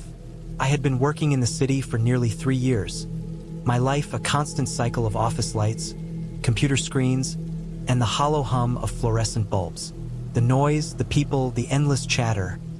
It all pressed down on me until I felt I was suffocating. I needed a place where time moved slower, where the only sounds were wind and trees and maybe the occasional bird. That's how I found the cabin, listed online by a man who described it as secluded, peaceful, and perfect for a solo retreat. The photos were simple. A wooden cabin tucked into a small clearing surrounded by pine trees, with a creek visible in the background. No electricity, no internet, no distractions. Just wood and nature. I arrived on a late October afternoon, the air sharp with the first hints of winter. The drive had been long, twisting through back roads I barely recognized on the map. Eventually, the paved road gave way to dirt, and I bounced along, gripping the wheel, until the forest swallowed the car completely.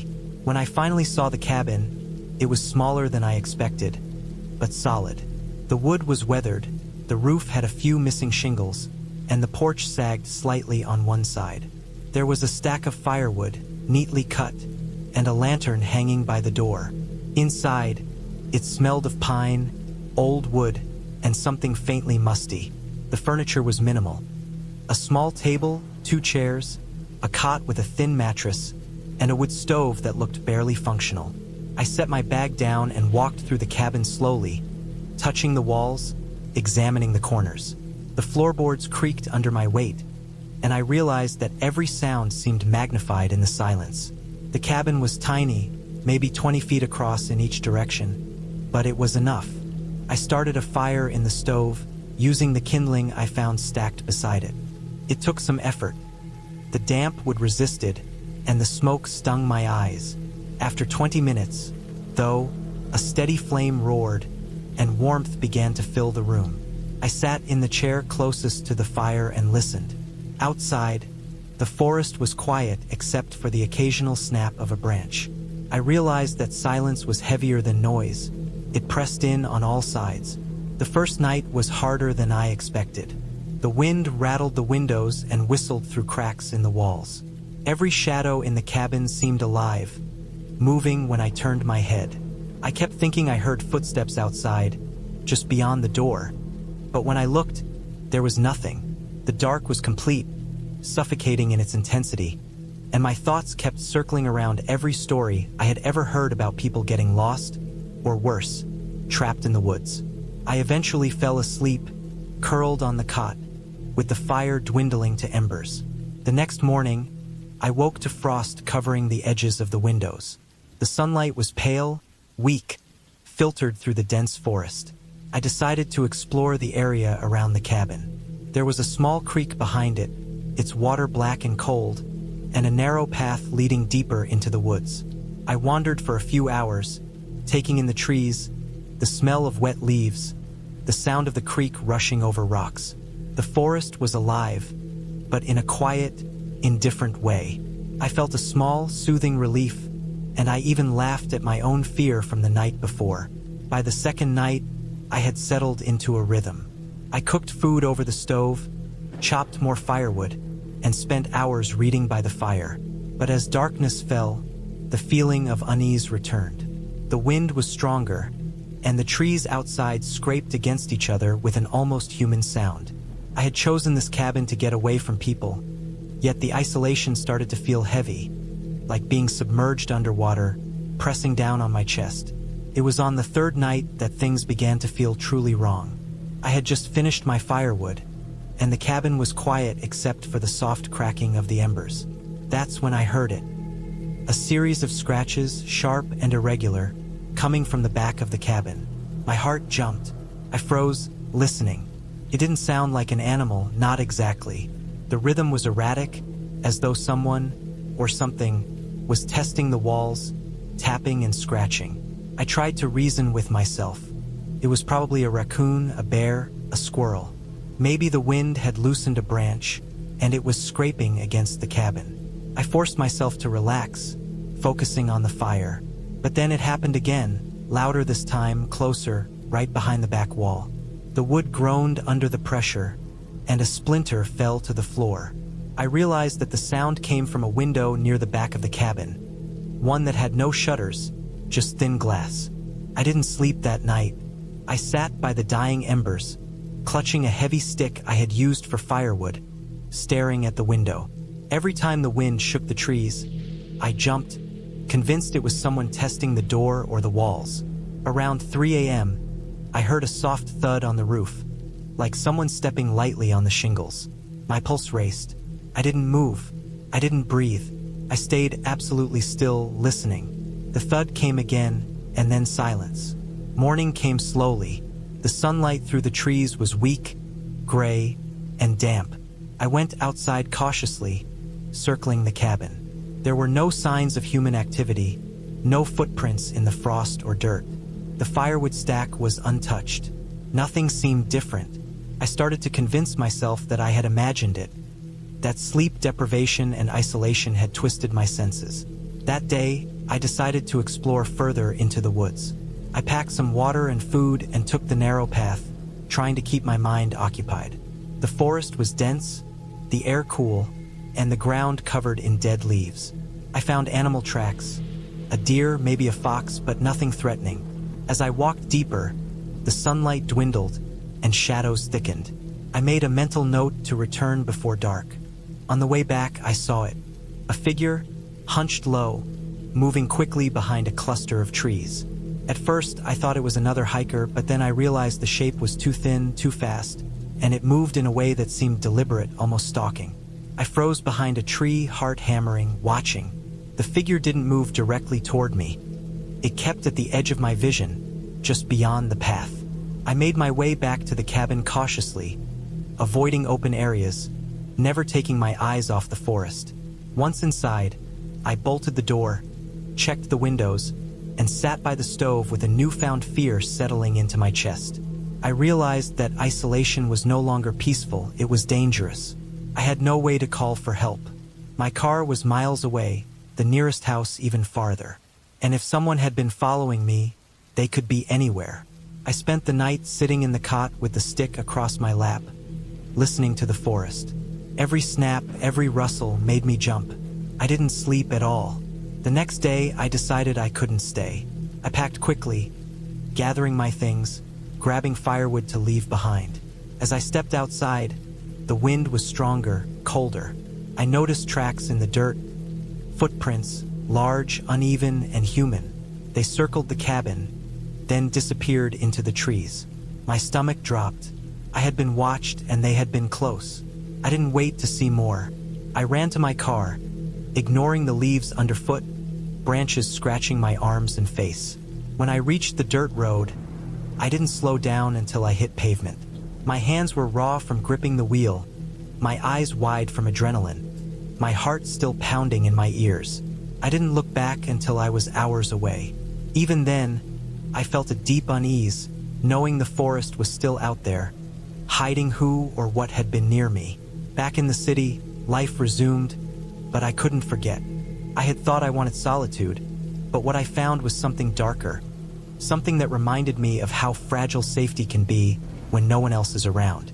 I never returned to that cabin. Months later, I read about a series of burglaries in cabins across the state.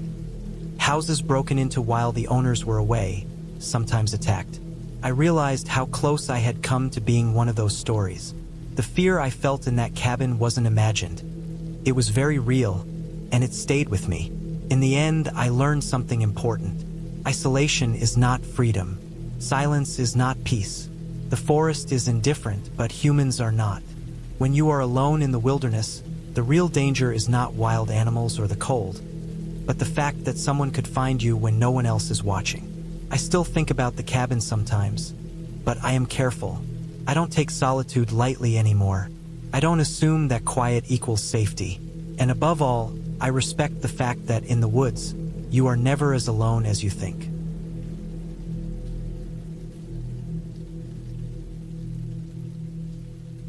I had been looking forward to this trip for months. My life had been a monotonous cycle of work, sleep, and a few fleeting weekends out, and I desperately needed a break. I had discovered a small cabin listed for rent on the edge of a state forest. The reviews were sparse but positive, and the pictures showed a rustic, isolated wooden cabin tucked among pine trees, with a small stream nearby. It seemed perfect, remote enough to feel like an escape, but not so far that I couldn't drive in if I needed anything. I rented it for a week and packed my car with essentials: food, water, extra blankets, a small first aid kit, a flashlight with extra batteries, a camping stove, and enough firewood to last the entire stay. The drive itself was uneventful. I left late in the afternoon to avoid rush hour traffic, winding through roads that narrowed and became less maintained as I left the town behind. At first, I noticed small signs of civilization: mailboxes, sporadic houses, occasional fences, but as I approached the forest, these signs disappeared. The trees grew taller, denser, their branches forming shadows across the narrow, winding road. The air began to smell different, earthy and damp, with a faint hint of pine resin. My car crept along, tires crunching over the gravel path, and I found myself relaxing. The solitude felt good. Finally, I arrived at the cabin. It sat on a slight incline overlooking a small clearing. From the driveway, the stream was visible in the distance, the water glinting faintly as the sun dipped toward the horizon. The cabin was simple: a single floor with a small porch and a stone chimney. The wood was weathered, grayish in tone, but it looked sturdy. I parked, unloaded my supplies, and carried everything inside. The interior was small but cozy. A single open room served as a kitchen and living area. A wood-burning stove sat against one wall, with a stack of firewood neatly piled beside it. The furniture was sparse but functional: a small table and chairs, a couch with worn fabric, and a simple bed in a back corner. A bathroom with running water and a shower completed the space. The place smelled faintly of wood smoke and mustiness from disuse. I unpacked, laid out my things, and made a quick fire in the stove. The warmth spread quickly, and I felt a rare sense of calm and relief. That first night, I went to bed early, exhausted from the drive. The cabin was silent in a way that felt almost unnatural after the constant hum of city life. I listened to the forest outside, the occasional rustle of leaves, the distant call of a bird settling for the night, and the faint gurgle of the stream. Around midnight, I woke suddenly. Something felt off, though I couldn't immediately identify what. I chalked it up to nerves or a bad dream and eventually drifted back to sleep. The next morning, I awoke to sunlight spilling across the room. I brewed coffee on the stove and watched the stream from the porch. The isolation was soothing. I spent the day hiking trails nearby, following paths that led deeper into the forest. Birds chirped in the branches above, and squirrels darted from tree to tree. Occasionally, I spotted a deer in the distance, pausing to look at me before retreating. I felt completely alone but not uneasy, just peaceful. As evening approached, I returned to the cabin, gathering firewood along the way. I noticed the shadows growing longer and the forest taking on a darker, more compressed feeling as night fell. I lit the stove and prepared a simple dinner. The fire crackled and popped, filling the room with warmth and light. I tried to focus on reading a book, but my attention kept drifting to the faint sounds outside. The wind through the trees, twigs snapping, and the ever-present hum of the stream. It was easy to forget how isolated I was until something small reminded me. On the third day, I started noticing odd things. I awoke to find the firewood I had stacked outside slightly disturbed. A small branch had fallen atop it, though no wind had blown during the night. I dismissed it as my imagination or a squirrel. Later, while hiking, I saw broken branches along one of the trails that hadn't been there before. The forest felt subtly different. The quiet was heavier, as if the trees themselves were watching. I tried not to dwell on it, focusing instead on photographing the scenery and noting landmarks to avoid getting lost. That night, around midnight, I was woken by a noise outside the cabin. At first, I thought it was a branch brushing against the wall, but then I heard the sound of footsteps, slow, deliberate, moving toward the cabin from the trees. My heart started racing. I grabbed my flashlight and peered through the window, but the darkness was almost total. I couldn't see anything beyond the nearest tree line. I considered calling someone, but my phone had no signal. The steps stopped at the edge of the clearing. Then, a low, scraping sound started, like someone dragging a heavy object across the dirt.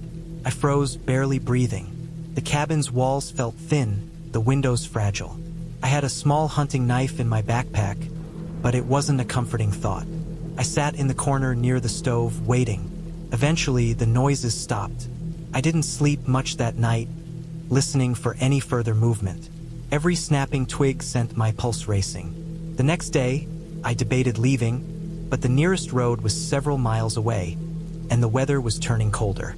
I stayed, moving carefully, keeping the cabin locked as best I could, and making sure the stove fire burned consistently to provide warmth and light. I noticed more signs outside. Footprints around the perimeter of the cabin, disturbed soil, and broken branches. Nothing appeared to have entered the cabin, but it was unnerving. Whoever or whatever had been nearby was cautious, deliberate. By the fifth day, my anxiety had intensified. I started setting small traps around the cabin using makeshift alarm systems.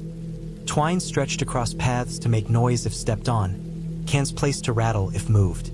I double-checked locks and boarded the windows as best I could with spare wood. At night, I stayed awake in shifts, sitting near the stove with the knife in my lap, listening. Each sound outside made me tense, ready to react. On the sixth day, I ventured further into the forest to gather firewood and assess my surroundings. I noticed something alarming. Deep tire tracks cutting through the underbrush, fresh and wide enough to belong to a large truck. Whoever had been nearby had access to a vehicle, and they had been tracking the area.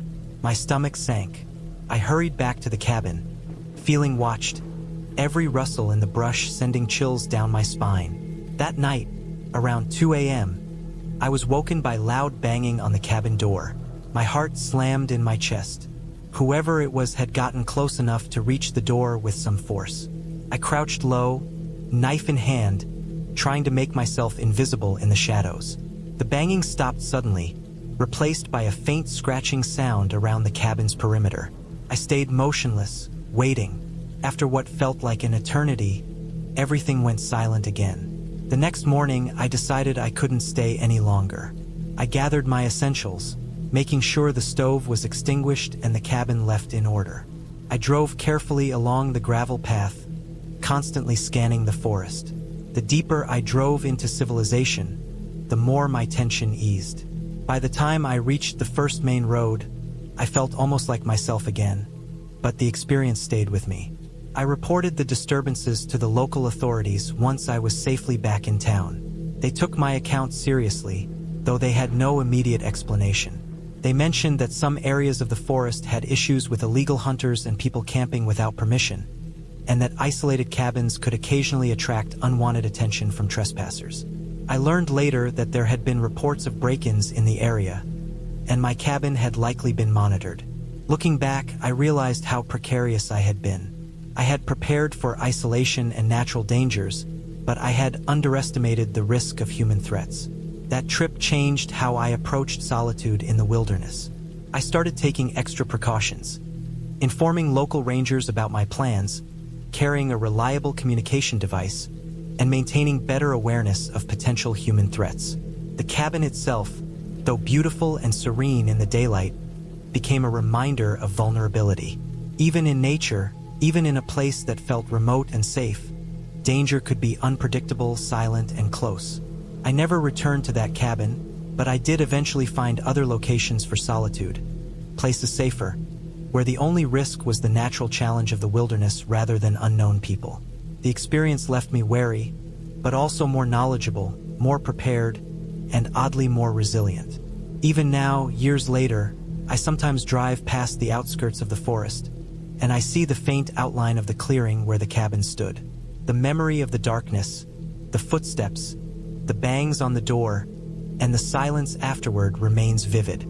It taught me that fear is often not born from what is imagined, but from what is real and unseen, lurking just beyond perception. I survived because I stayed alert, cautious, and respected the uncertainty of the world outside the safety of human civilization.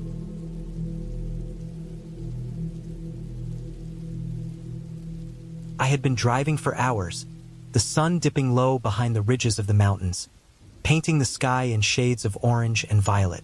I was headed to a small cabin I had rented online, tucked away in a remote part of the national forest. It was the kind of place that promised solitude, a break from the endless noise of the city, the constant hum of people and traffic, and the ceaseless demands of work. The directions were simple enough, or so they seemed at first. Turn off the main road at the second sign for Pine Hollow, continue for 4 miles on a dirt path, and the cabin would be on the left, past a small creek. At first, the forest felt alive in a comforting way. The trees were dense, their branches interlocking above the road to form a natural tunnel. The air was cooler here, and the smell of pine needles and damp earth filled the cabin. Occasionally, a deer would dart across the road, vanishing into the shadows.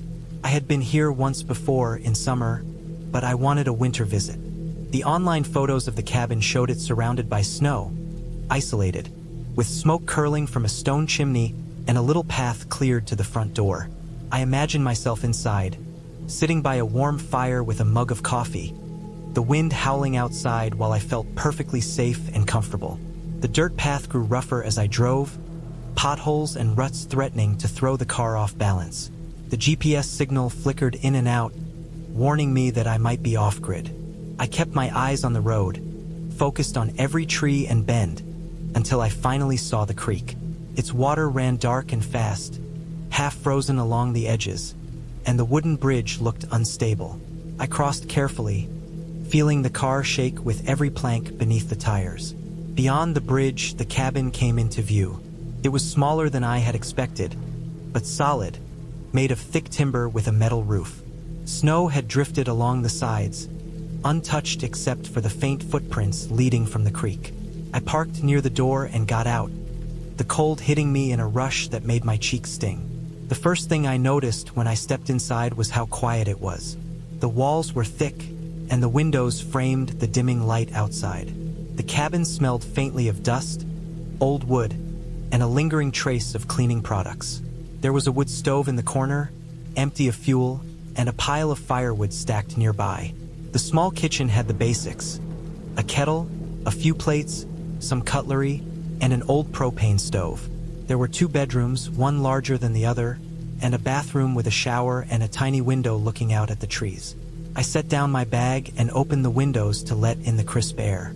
The silence was almost overwhelming, broken only by the occasional rustle of the trees outside or the faint sound of the creek. I spent the first hour exploring the cabin and the small clearing around it. The snow was deep, soft, and pristine, and I walked carefully to avoid slipping. The forest stretched endlessly beyond the clearing, dark and impenetrable. I could hear the occasional snap of a branch under the weight of an animal, or maybe it was just the snow falling from a tree. I couldn't see any signs of humans nearby, no other cabins, no tracks except for mine leading to the creek and the car. It was both exhilarating and unnerving, a perfect mix for the kind of trip I wanted. I wanted to test myself, to see if I could handle real isolation, a night without anyone else around. As night fell, I built a fire in the stove, the first sparks catching on dry kindling and slowly spreading to the larger logs. The cabin glowed with warm light, shadows flickering across the walls. I sat on the wooden chair near the fire, a blanket over my shoulders, and looked out the window. The forest was black now, the snow reflecting just enough light to show the outlines of trees. It was beautiful, but there was an edge to it, a subtle tension that I couldn't shake. Every small sound, the wind shifting, a branch creaking, the distant rush of water, made me glance toward the window, half expecting something to be there. Of course, there was nothing. I reminded myself of that. I was alone, yes, but nothing about this place was dangerous if I stayed smart and calm. The first night passed uneventfully, though I woke more than once to the feeling of being watched. I shook it off each time, telling myself it was just my imagination. Morning brought sunlight slanting through the trees, and I went outside to clear the small path to the front door. The snow was soft but wet, sticking to my boots, and the air smelled of ice and pine. I went down to the creek to get water and noticed something odd. Footprints leading along the bank toward the forest, too large and spaced too far apart to be mine. I crouched and studied them. They were recent. I had crossed the creek the night before and hadn't noticed these. My stomach tightened. I told myself it could be an animal, but the shape seemed almost human. Still, there was nothing else to do but continue with my day. So I collected water, packed firewood, and began to make breakfast. By midday, I had begun to notice more signs. Snapshots of movement in the trees, noises that didn't seem like animals. Small things at first. A branch falling, something running off as I approached, a glimpse of dark shapes just out of sight. I tried to rationalize it. The forest is full of wildlife. Snow makes it echo differently. The wind can sound like footsteps. But a creeping tension had settled over me.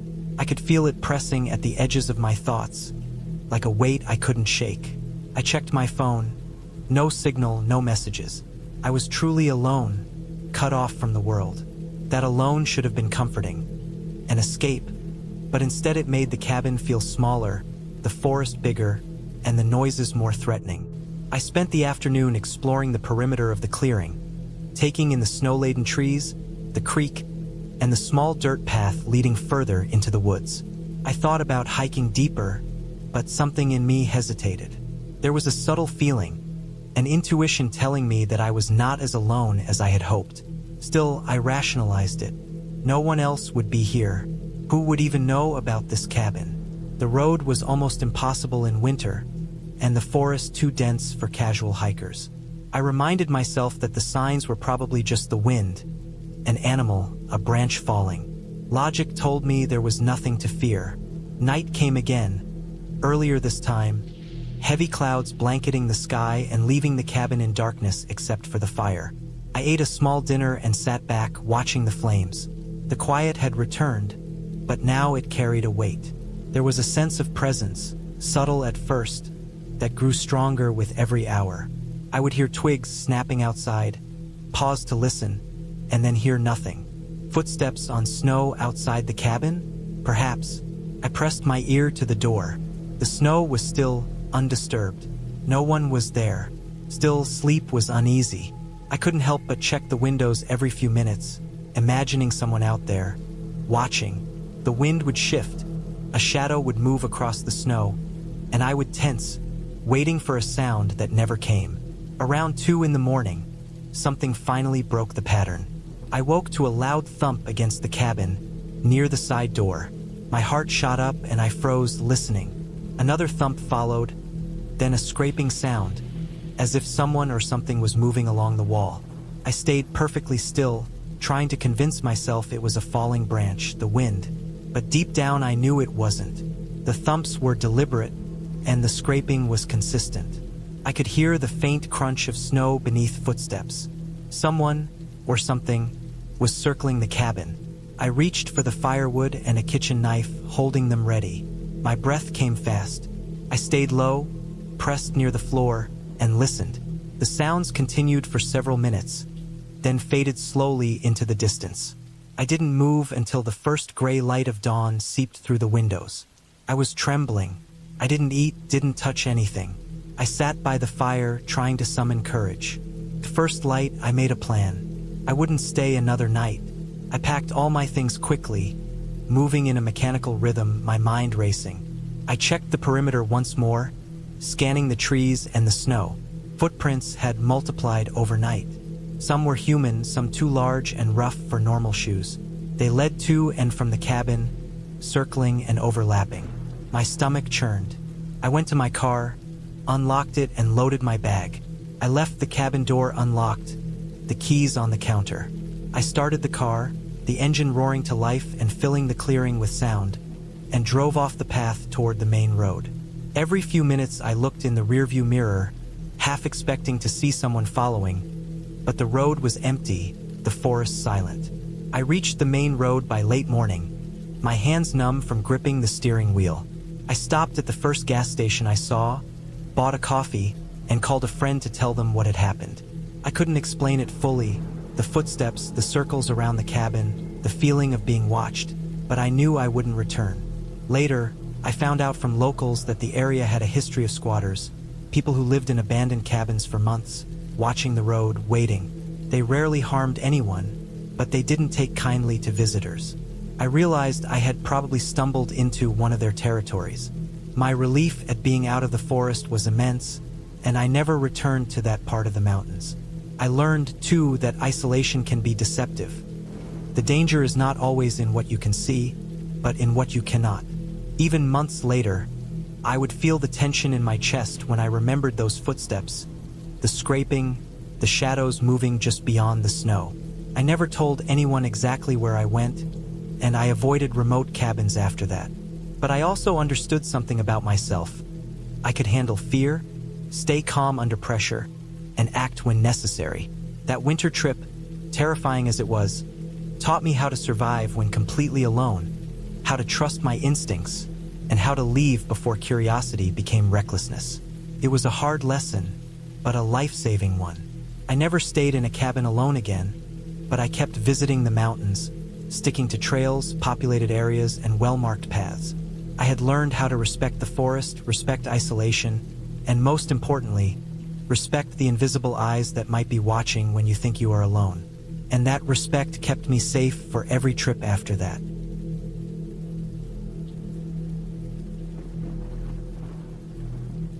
I remember the day I decided to go to the cabin as vividly as if it happened yesterday.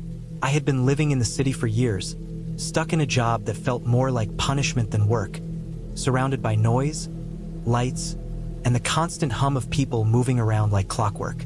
The decision to escape to the cabin was sudden but desperate. I needed silence. I needed to feel the air on my skin without the pollution of the city, to hear my own thoughts, and to confront a quiet that had been missing from my life for years.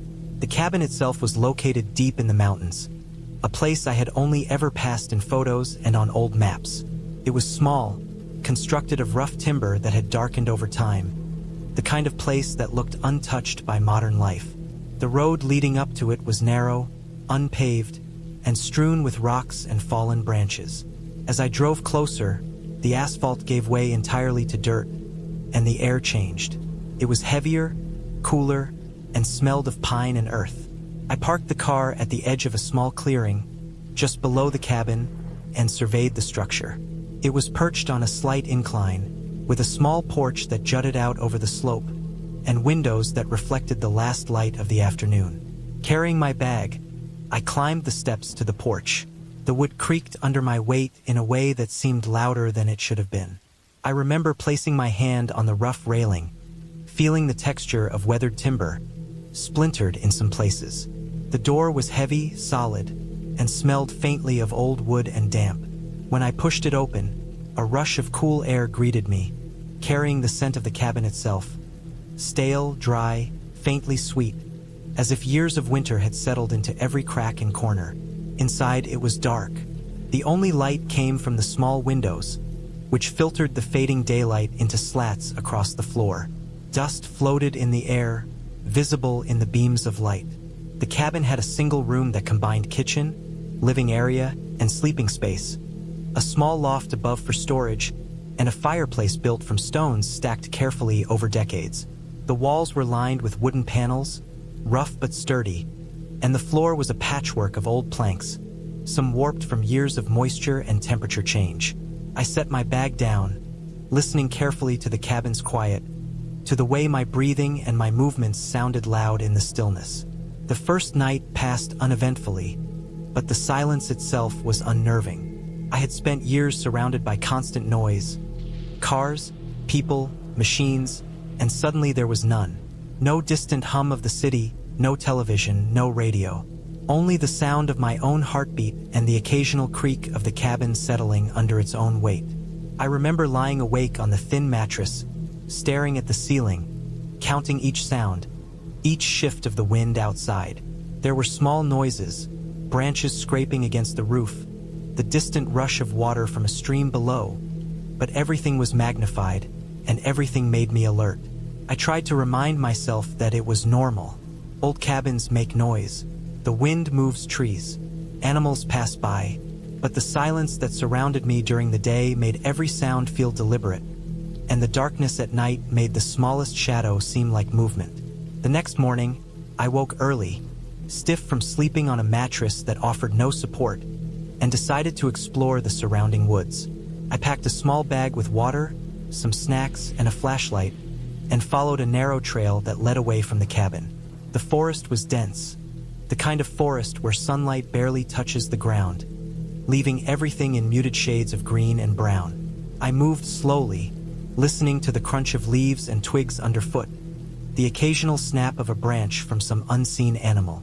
Birds called intermittently, but the deeper I went, the quieter it became, until it felt as though the woods themselves were holding their breath. By midday, I had gone further than I had intended. The trail I had been following disappeared into a tangle of underbrush, fallen trees, and roots that threatened to trip me with every step. I realized I had no sense of direction. The cabin was somewhere behind me, but the forest had shifted subtly, and the landmarks I had noted on the way in were gone. Panic began to creep in, the kind that starts quietly in your stomach before rising in your chest. I tried to calm myself, telling myself to retrace my steps slowly, to mark trees or rocks to guide me back. But the forest had a way of swallowing everything familiar. Shadows deepened as the sun moved behind clouds, and a cold wind swept through the trees. I knew I had to get back before nightfall. As I turned to retrace my steps, I heard something, a rustling too deliberate to be the wind. I froze. The sound moved from behind me to the side, circling in a way that made me tense every muscle. I thought it might be a deer or another large animal, but the rhythm was wrong, uneven, almost cautious, like whatever it was studying me. My heart began to race. I took a careful step backward, then another, keeping my eyes on the shifting shapes in the underbrush. Branches snapped in small, precise ways, never loud enough to fully identify what was moving. I remembered the flashlight in my bag and fumbled to pull it out, trying to focus the beam in the direction of the noise.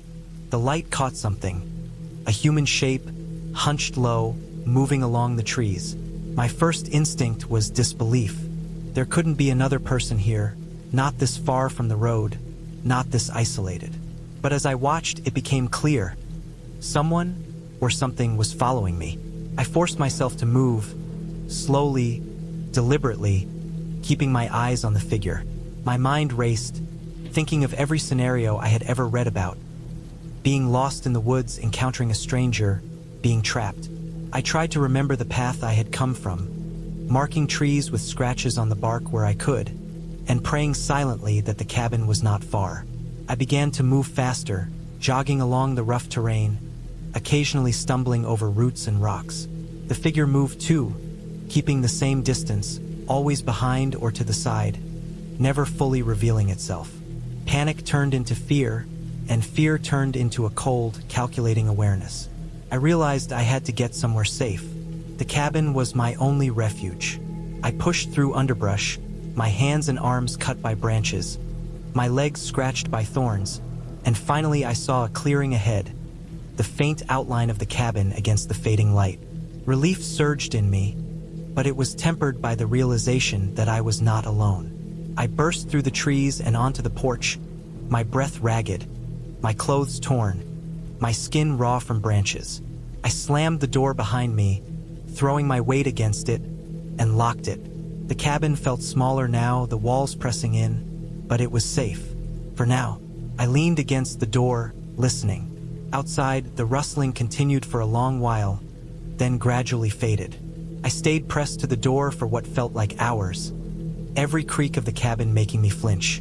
Eventually, exhaustion overcame adrenaline, and I lay on the mattress, too tired to move, but my eyes stayed open, watching the dark corners of the room. The following days were tense. I stayed inside as much as possible, venturing out only to gather firewood or fetch water from the nearby stream. Every sound outside made me jump. I discovered signs that someone had been nearby before. Footprints in the mud, remnants of a small fire that was old but not ancient, scraps of cloth caught on branches. Whoever it was, they had been in these woods recently, and perhaps they were still around. I began to barricade the cabin more securely, stacking furniture near the windows, reinforcing the door, even improvising makeshift locks from what I could find. Each night was long, spent in vigil, listening to the wind, to animals, to the possibility of someone approaching. I began to study the woods, mapping the paths as best I could during the day, learning which routes might allow me to leave safely if necessary. I realized that the nearest main road was several kilometers away, and I had no reliable way to call for help. The isolation was terrifying, but it forced me to focus, to pay attention to the smallest details. I noticed patterns. The way birds stopped calling when someone moved, the subtle changes in the wind, the faint sounds of human movement. I became hyper-aware, cautious with every step, every sound, every moment. Days stretched into a week. I rationed food carefully, keeping water from the stream in clean containers, burning only as much firewood as necessary. Sleep came in fragments, never long, always punctuated by imagined sounds outside.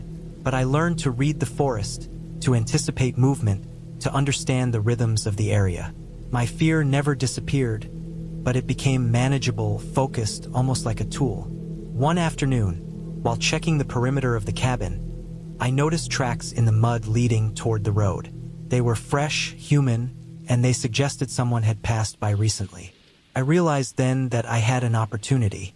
If I could move carefully and quickly, I might reach safety without encountering them. I planned my route meticulously, timing it with the sun so I could move during daylight, where I had better visibility, and ensuring the cabin was secure before I left.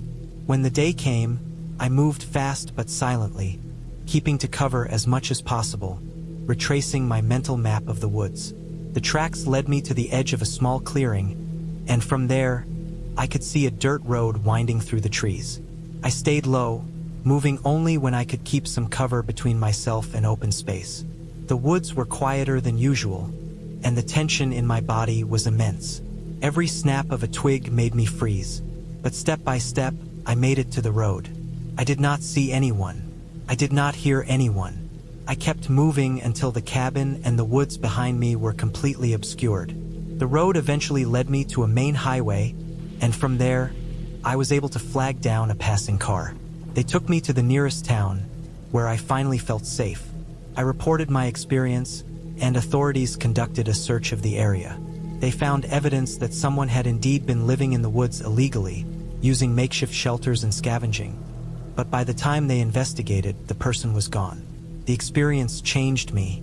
I understood isolation in a way I had never known, and the intensity of fear taught me how fragile safety could be. But I also learned that careful observation, awareness, and patience could guide me through situations that seemed hopeless. I returned to the city with a new appreciation for structure and security, and while I never went back to that cabin, the lessons I learned in those woods stayed with me.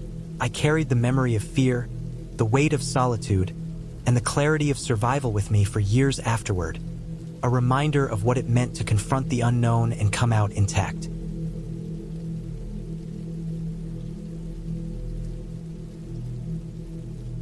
I remember the drive to the cabin like it was yesterday, though it had been years.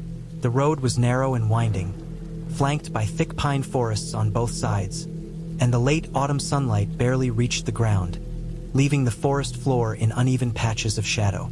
The cabin was somewhere deep in the backwoods, far enough that cell service was practically non-existent, and far enough from neighbors that any sound seemed amplified in the silence. I had rented it through a small online listing, one of those places that seemed too good to be true. Isolated, rustic, and reasonably priced. I wasn't expecting luxury, and I didn't want it. I wanted peace, a break from the city, and maybe a little adventure.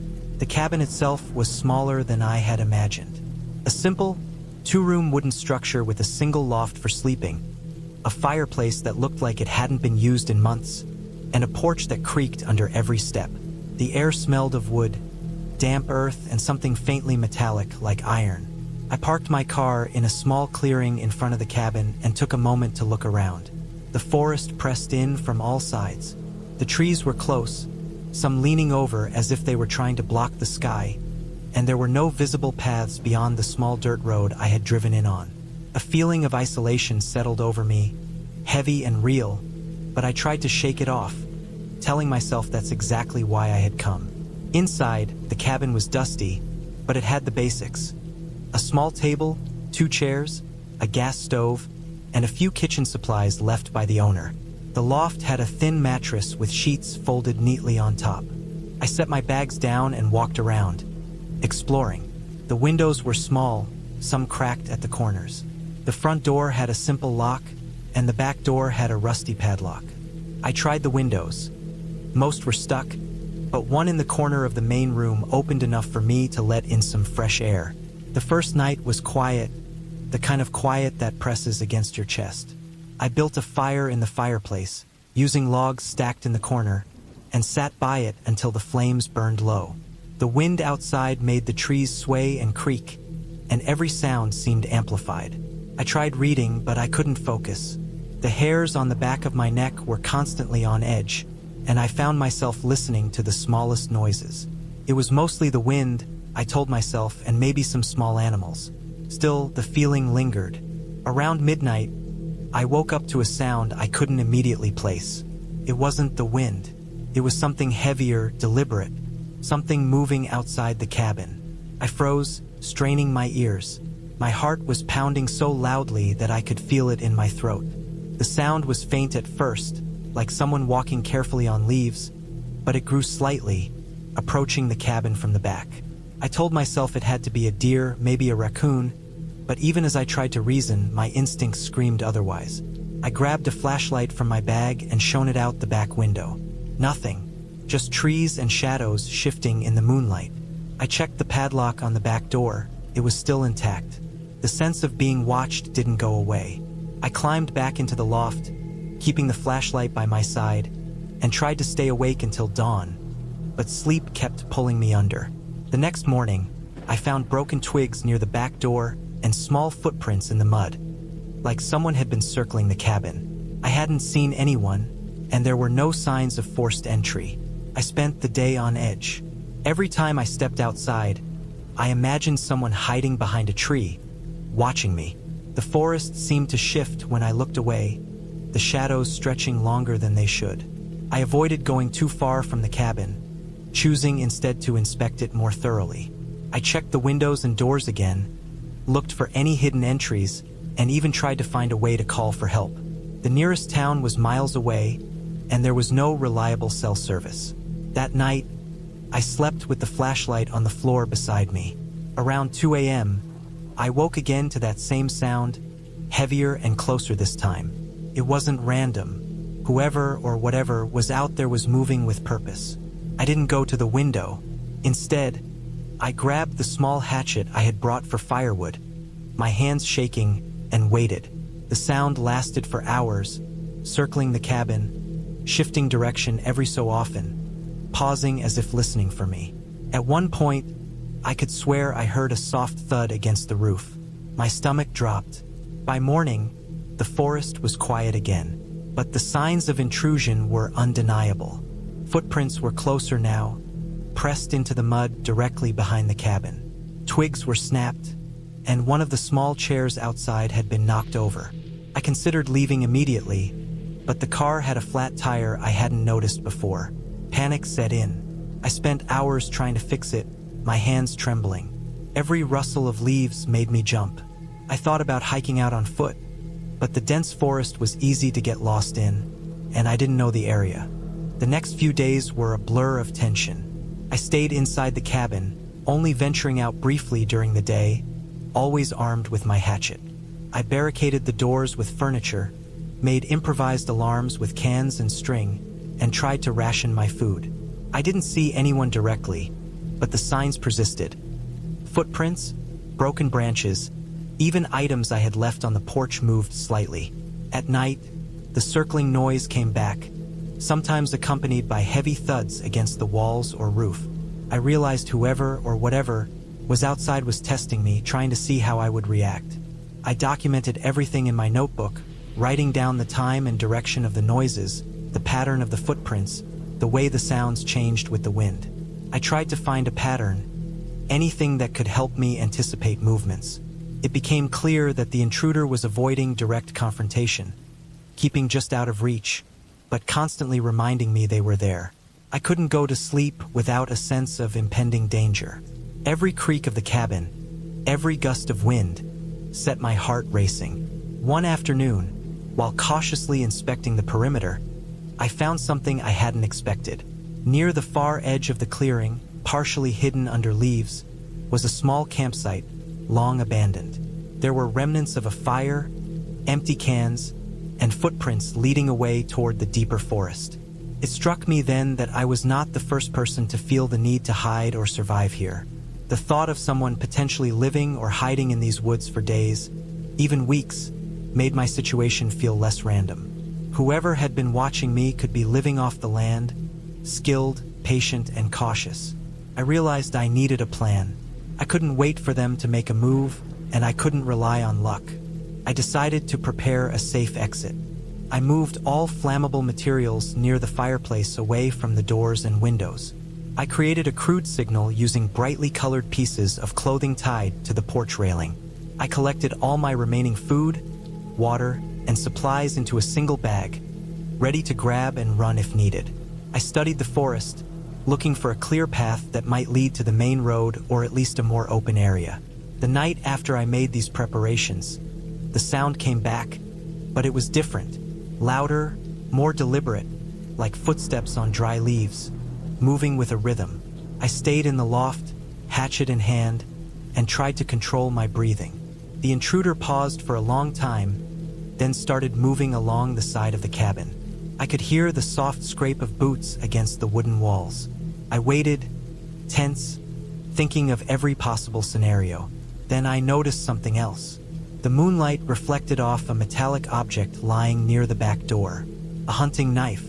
Whoever had been circling the cabin had dropped it, either by accident or deliberately.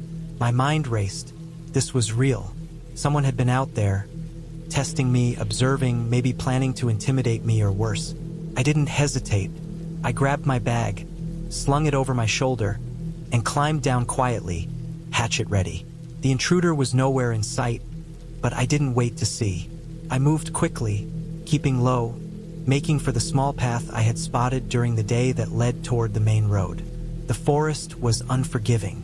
Branches scratched my arms, roots threatened to trip me, and the uneven ground slowed my pace. But adrenaline kept me moving. Every sound made me jump, but I pressed on, careful not to make unnecessary noise.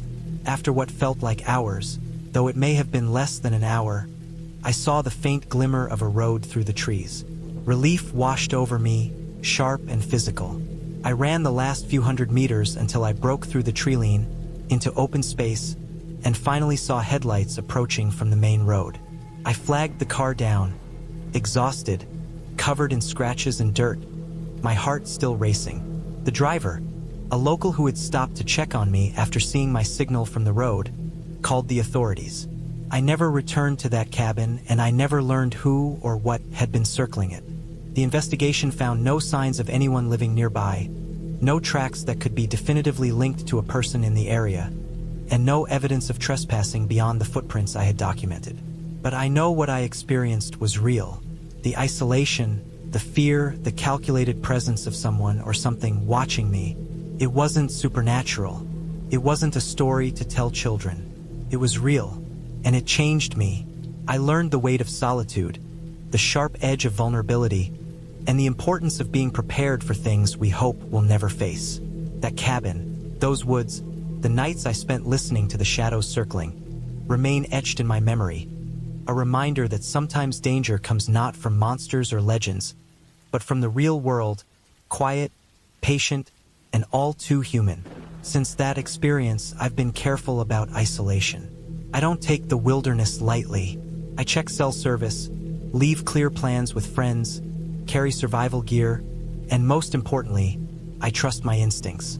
Because those nights at that cabin taught me that instincts are sharper than any knife, and fear can be a guide as much as a warning. Even now, years later, I can't forget the feeling of being watched, the heavy silence, the circling steps outside the cabin in the dead of night.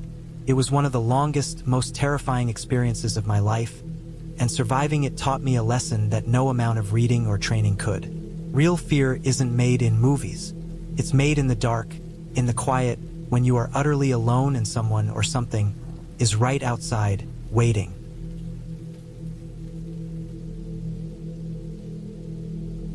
I had been looking forward to this trip for months. The city had become too loud, too crowded, and too relentless. Every day I spent in that concrete maze of streets, cars, and fluorescent lights made me feel smaller, suffocated, and restless. When I finally booked the cabin, it was almost impulsive. I didn't need luxury or even full comfort. I just needed a place far from people, far from noise, far from anything resembling the chaos I had come to accept as normal.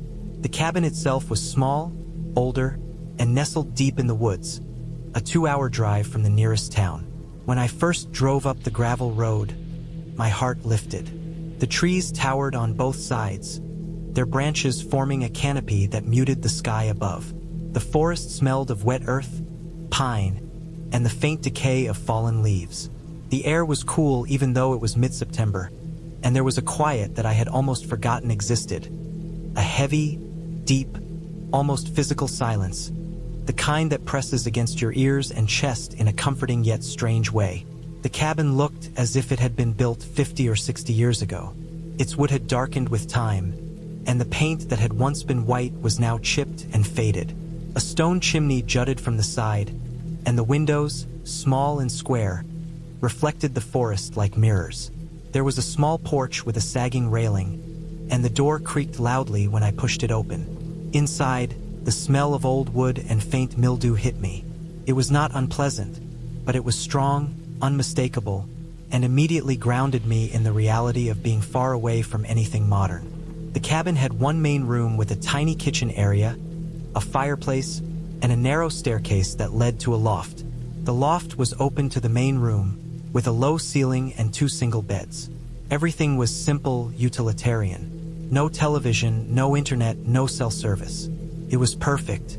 I unpacked slowly, taking time to notice details I never noticed at home. The grain of the wood on the floor, the way the light fell through the dust motes in the air, the faint whine of the wind through the trees outside. I stacked my groceries neatly, lit a small fire in the fireplace, and sat by it, feeling a rare peace.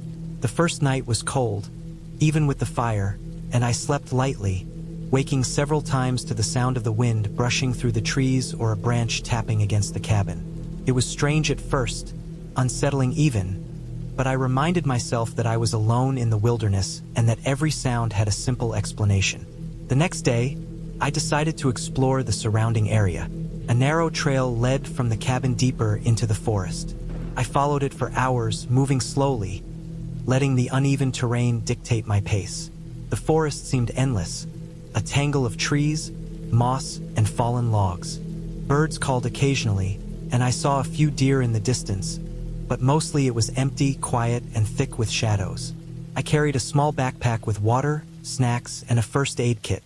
The sun dropped lower than I expected, and I realized I had wandered further than I had intended. I retraced my steps carefully, noting landmarks so I could find my way back. By the time I returned to the cabin, my legs were sore, and the sky had taken on a muted orange glow. Inside, I set a kettle on the stove, made tea, and sat by the fire again. The cabin felt welcoming now, more like a refuge than a building. I slept better that night, though the wind outside still rattled the windows. The following days followed a similar rhythm. I hiked in the mornings, cooked simple meals, and spent the afternoons reading, cleaning, or watching the forest from the windows. Occasionally, I would notice signs of wildlife, tracks in the mud, a broken branch here or there, but nothing alarming. I told myself that part of the experience was the solitude and the small unease that comes with being alone in the wild. The cabin became a sort of cocoon, and I began to feel a strange comfort in the predictability of the days. On the fourth day, the weather shifted. I woke to an overcast sky, heavy clouds hanging low over the forest. The wind was stronger, whistling through the trees with an unusual intensity. I checked the weather on my phone before I realized I had no signal. There was no internet, no messages, nothing but the trees and the cabin. I felt a small, nagging anxiety I hadn't felt before. I decided to stay inside, stoking the fire higher and securing the cabin. I checked the locks on the doors and windows, making sure everything was tight. The forest outside seemed darker than usual, and the shadows of the trees stretched long across the ground. By mid-afternoon, it started raining. Not a light drizzle, but a steady, heavy rain that hit the roof and windows with a relentless sound. I watched the drops stream down the glass, the forest fading into a curtain of gray. The rain lasted hours, turning the trail outside into a river of mud and making the air inside the cabin heavy with dampness. I stayed near the fire, reading and moving only when necessary. As evening approached, the wind shifted, carrying a new sound, something faint, irregular, and unmistakably human. At first, I thought it was a trick of the wind, a branch hitting the side of the cabin, or perhaps a deer moving through the brush. But then it came again, a soft thud followed by a scrape, and it was coming from the back of the cabin. My heart raced. I grabbed a flashlight and moved cautiously to the rear window, peering into the darkness. The forest was almost black, rain blurring the shapes of the trees. Nothing moved. My pulse slowed slightly as I rationalized it. Maybe it was an animal, maybe a branch, maybe my mind playing tricks. I tried to ignore it, but the sound persisted. Sometimes it was close, sometimes distant, always intermittent. By nightfall, the cabin felt smaller, tighter, more confining. The fire flickered in the fireplace, shadows dancing across the walls. I ate a quick dinner, trying to remain calm, and prepared for bed, but sleep did not come easily. Every creak of the cabin, every gust of wind, and every scrape outside made me tense. I lay awake for hours, listening. Occasionally, I heard the unmistakable sound of footsteps crunching on the gravel outside, slow, deliberate, then fading. My mind raced. I considered leaving immediately, but the rain had turned the road into a muddy mess, and it was too dark to navigate safely. I reminded myself that people did hike near this area, sometimes hunters, sometimes hikers, sometimes just local residents walking the forest paths. There was nothing supernatural, nothing impossible. And yet, the feeling of being watched, of someone or something being just outside, was suffocating. Morning came slowly. The rain had stopped, leaving the forest wet, dripping, and smelling of fresh earth. I braced myself and went outside, checking the perimeter of the cabin. The ground was churned in places, deep footprints, too large for my boots, heading toward the edge of the forest. My stomach dropped. Whoever or whatever had been outside had left unmistakable traces. There were no tracks leading directly from the road, suggesting they had come from the woods themselves. I felt exposed, vulnerable, and angry all at once. I considered leaving immediately, but the mud on the road and the lack of a clear path made it dangerous. I decided to gather supplies, pack carefully, and leave as soon as it was safe.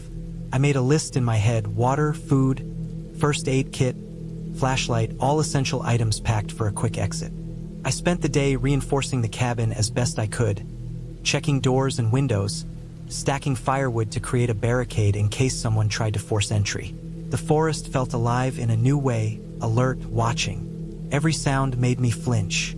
Around late afternoon, I noticed something that made my blood run cold. On the porch, wet and pressed into the wood, were small handprints. Not large, not adult, but child-sized. They were smeared, as if whoever had made them had touched the railing while climbing up, trying to look inside. I stepped back slowly, heart racing. There was no easy explanation. I was far from any town, and there had been no cars on the road. I remembered the footprints in the mud. Whoever it was had been outside all night in the rain, waiting. I felt trapped. Panic rose, but I knew I had to stay calm. I had to think clearly. I checked all the locks again, but this time I also made a makeshift weapon, a sturdy branch from the pile of firewood. It was heavy, solid, and could at least give me a chance if someone tried to force entry. Night fell, and the forest became darker than I had ever seen it. The sound of rain returned, lighter now, tapping against the roof and windows. I kept a low fire burning, but mostly I sat near the center of the cabin, flashlight in one hand, branch in the other. Hours passed, and nothing happened, until near midnight I heard the footsteps again, moving slowly around the perimeter of the cabin. They stopped suddenly, directly outside the front door. My heart thumped violently. I could see shadows in the gaps of the boards at the bottom of the door. I braced myself, gripping the branch tightly. The footsteps moved again, then vanished. Silence. I stayed awake until dawn, watching, listening. By morning, the forest seemed almost normal.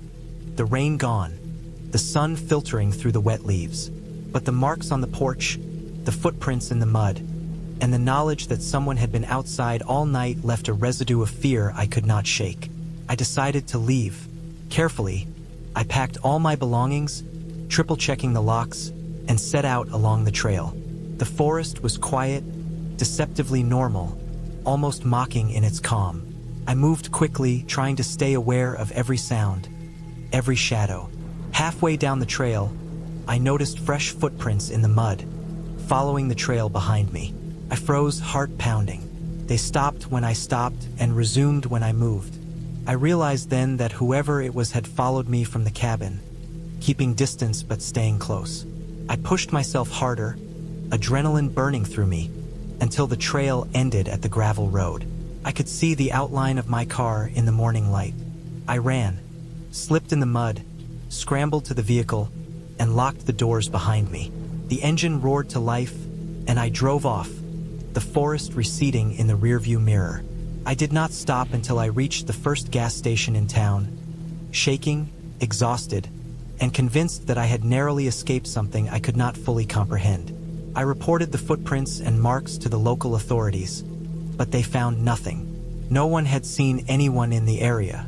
They suggested hikers, hunters, perhaps even someone camping illegally, but the precision of the movements, the staying hidden, the waiting, all of it suggested planning. I never returned to that cabin, and I never hiked in that part of the forest again. Even now, years later, I remember the smell of wet pine, the oppressive quiet, and the way the forest seemed to shift around me, alert, patient, and waiting. Being alone in the wilderness, I realized, was not just about solitude or beauty. It was about awareness, about respect for the unknown within the known. The forest does not play games, but humans do. And in that isolated cabin, surrounded by nothing but trees and shadows, I had felt the presence of someone whose patience and intent were terrifying in their simplicity. That week in the cabin taught me that fear does not need monsters or ghosts. Fear is real, measurable, and sometimes silent, stalking you in ways you cannot see but can feel in every pulse of your heart, every glance at a shadow, every step you take alone. Even now, I cannot explain who it was or why they followed me, but the lesson remains. In places where civilization fades and only trees, mud, and silence exist, one cannot assume safety. The forest is not kind, and people can be far worse than the wild.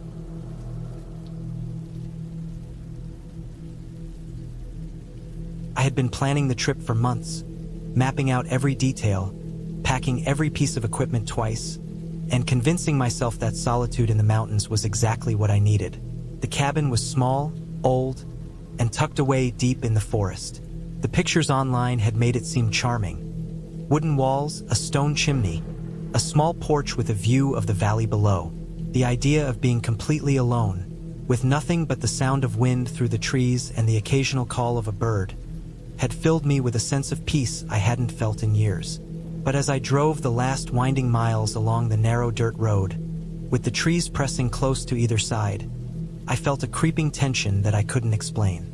The forest seemed too quiet, too still, and the fading light made every shadow sharper, every branch more menacing. When I finally pulled up to the cabin, the sun was low, casting long, crooked shadows across the front porch.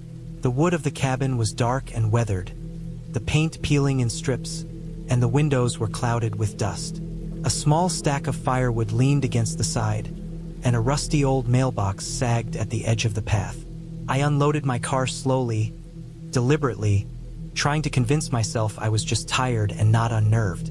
Every step I took on the wooden porch made it creak under my weight, and I noticed for the first time the way the forest around the cabin seemed to absorb sound, as if it were swallowing up the noise of the world outside.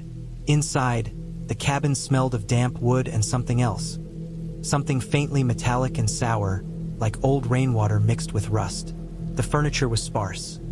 A table with 4 chairs, a couch that sagged in the middle, and a small kitchen area with a wood stove that looked like it hadn't been used in years. There was a single bedroom, a narrow bathroom, and a small loft that held an old mattress and a tangle of blankets. I set down my bags and went through my supplies. I had brought enough food for a week, water, a first aid kit, extra blankets, and a small generator for emergencies. I wanted this to be a self-contained retreat, a chance to disconnect completely, and I had thought I was ready. The first night was uneventful. I made a fire, cooked a simple meal, and sat on the porch watching the last light disappear behind the trees.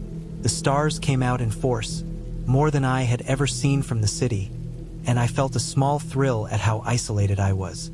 I went to bed early, tired from the drive, and slept soundly for a few hours. That sleep didn't last. Sometime in the middle of the night, I woke to a faint scratching sound.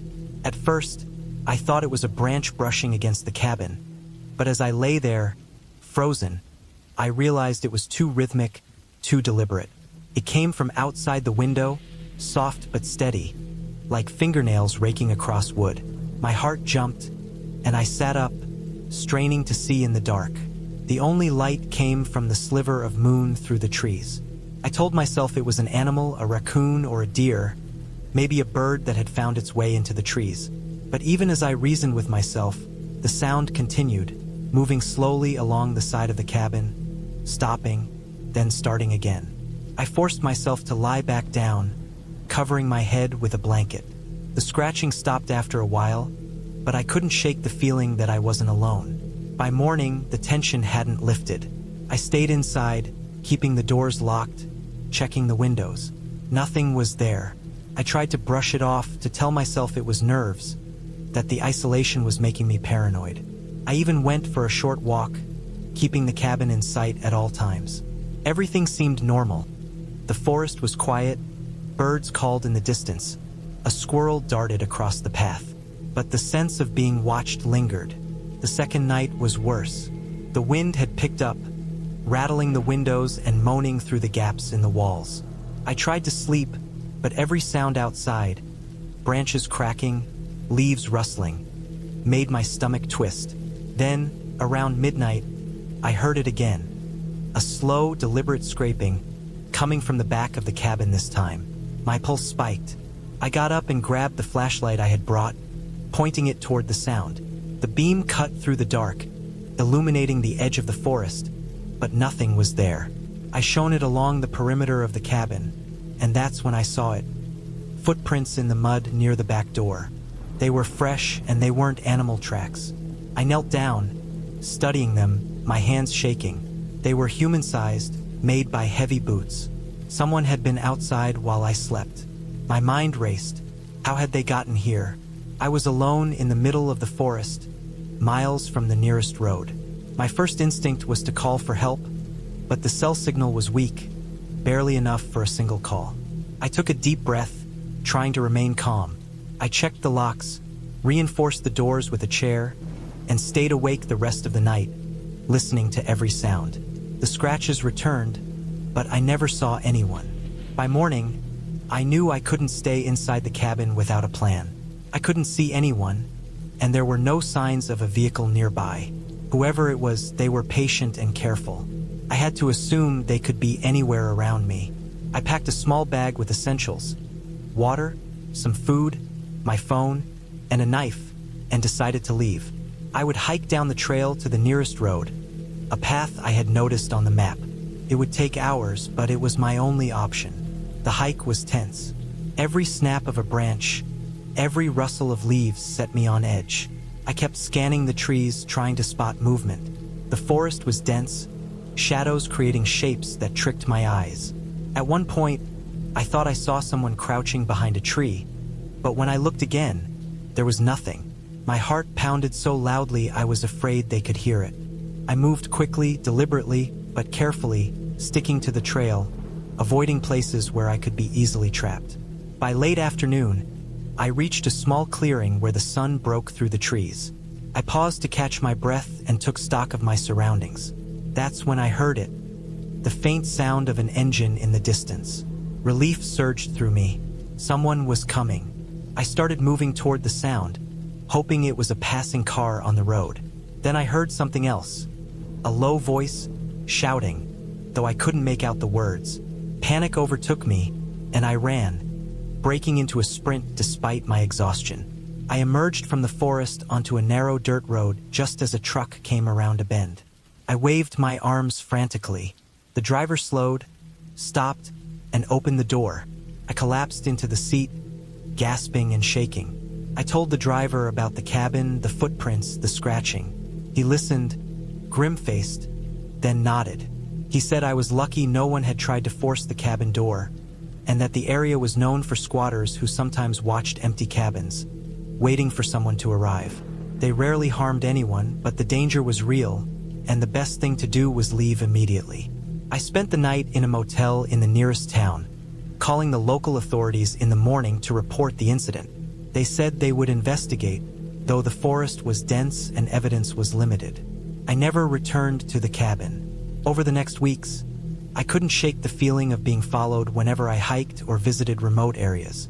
I kept my trips to cities and well-traveled parks, avoiding isolation entirely. Looking back, I realized how naive I had been. I had imagined the forest as a peaceful retreat, a place where I could escape the noise of life, but I hadn't considered the reality of human behavior in such isolated places. People could be patient, silent, and dangerous, and sometimes the real terror wasn't a creature in the woods, but another person waiting for the perfect moment. The experience changed me. I became more cautious, more aware, and more respectful of the dangers of solitude. And though I never saw the person who had been outside that cabin, I never forgot the footprints in the mud, the rhythmic scratching against the walls, and the cold realization that I had been completely vulnerable. Eventually, I was able to process it, to understand that I had survived because of careful observation, quick thinking, and a bit of luck. I learned to trust my instincts and to respect the forest not as a serene escape, but as a space that could be unforgiving if underestimated. And while I returned to nature, I did so differently, alert, prepared, and aware that even the quietest place could hide a threat.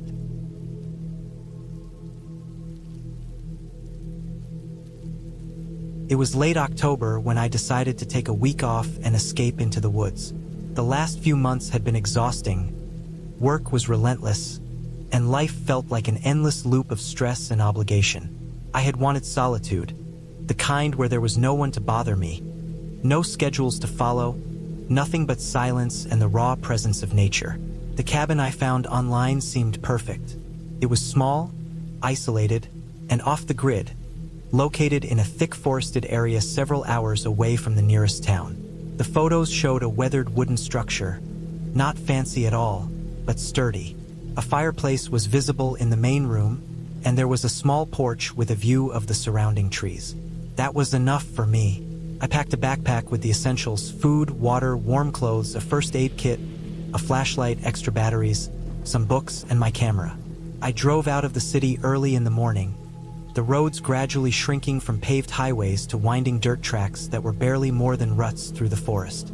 The air changed as I drove further from civilization. There was a clean sharpness to it, the kind of cold that made your lungs ache slightly when you breathed too deeply. The forest became denser, the trees standing close together like silent guardians. Sunlight barely reached the ground, creating dark patches that shifted as the wind moved through the branches. Birds occasionally called, but it was mostly quiet. I liked that. When I arrived, the cabin looked exactly like the photos. It sat in a small clearing surrounded by tall pine trees and thick underbrush. The roof was shingled and had patches of moss, the walls darkened with age. I parked my car beside it and stepped out. The smell of damp earth and pine hit me immediately. The porch creaked under my weight as I walked toward the door. Inside, the cabin was dusty but tidy. A thin layer of dust covered the wooden floorboards and the furniture. The fireplace had old ashes from previous fires. I set my backpack down, unlocked the windows, and opened the door to let in fresh air. The smell of the forest mingled with the cabin's musty scent. I felt a slight thrill. This was exactly the kind of isolation I had been craving. The first day was uneventful. I explored the immediate area around the cabin, taking photos of the trees, the fallen leaves, and the small creek that ran a few hundred meters away. The water was clear and cold, and I even dipped my hand in, enjoying the shock of it against my skin. That evening, I lit a fire in the fireplace. The warmth filled the room, the smell of smoke mixing with the pine outside. I ate a simple meal, read a book, and eventually fell asleep in the quiet, peaceful darkness. I felt safe. The second day was when things started to feel different. I had gone for a longer walk, deeper into the forest, following animal trails that twisted between the trees.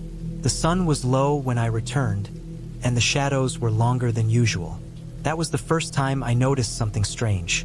On the porch, there were footprints in the dirt, small but human. They weren't mine. I had walked straight from my car. They led from the edge of the woods up to the cabin and stopped at the porch steps. My heart raced.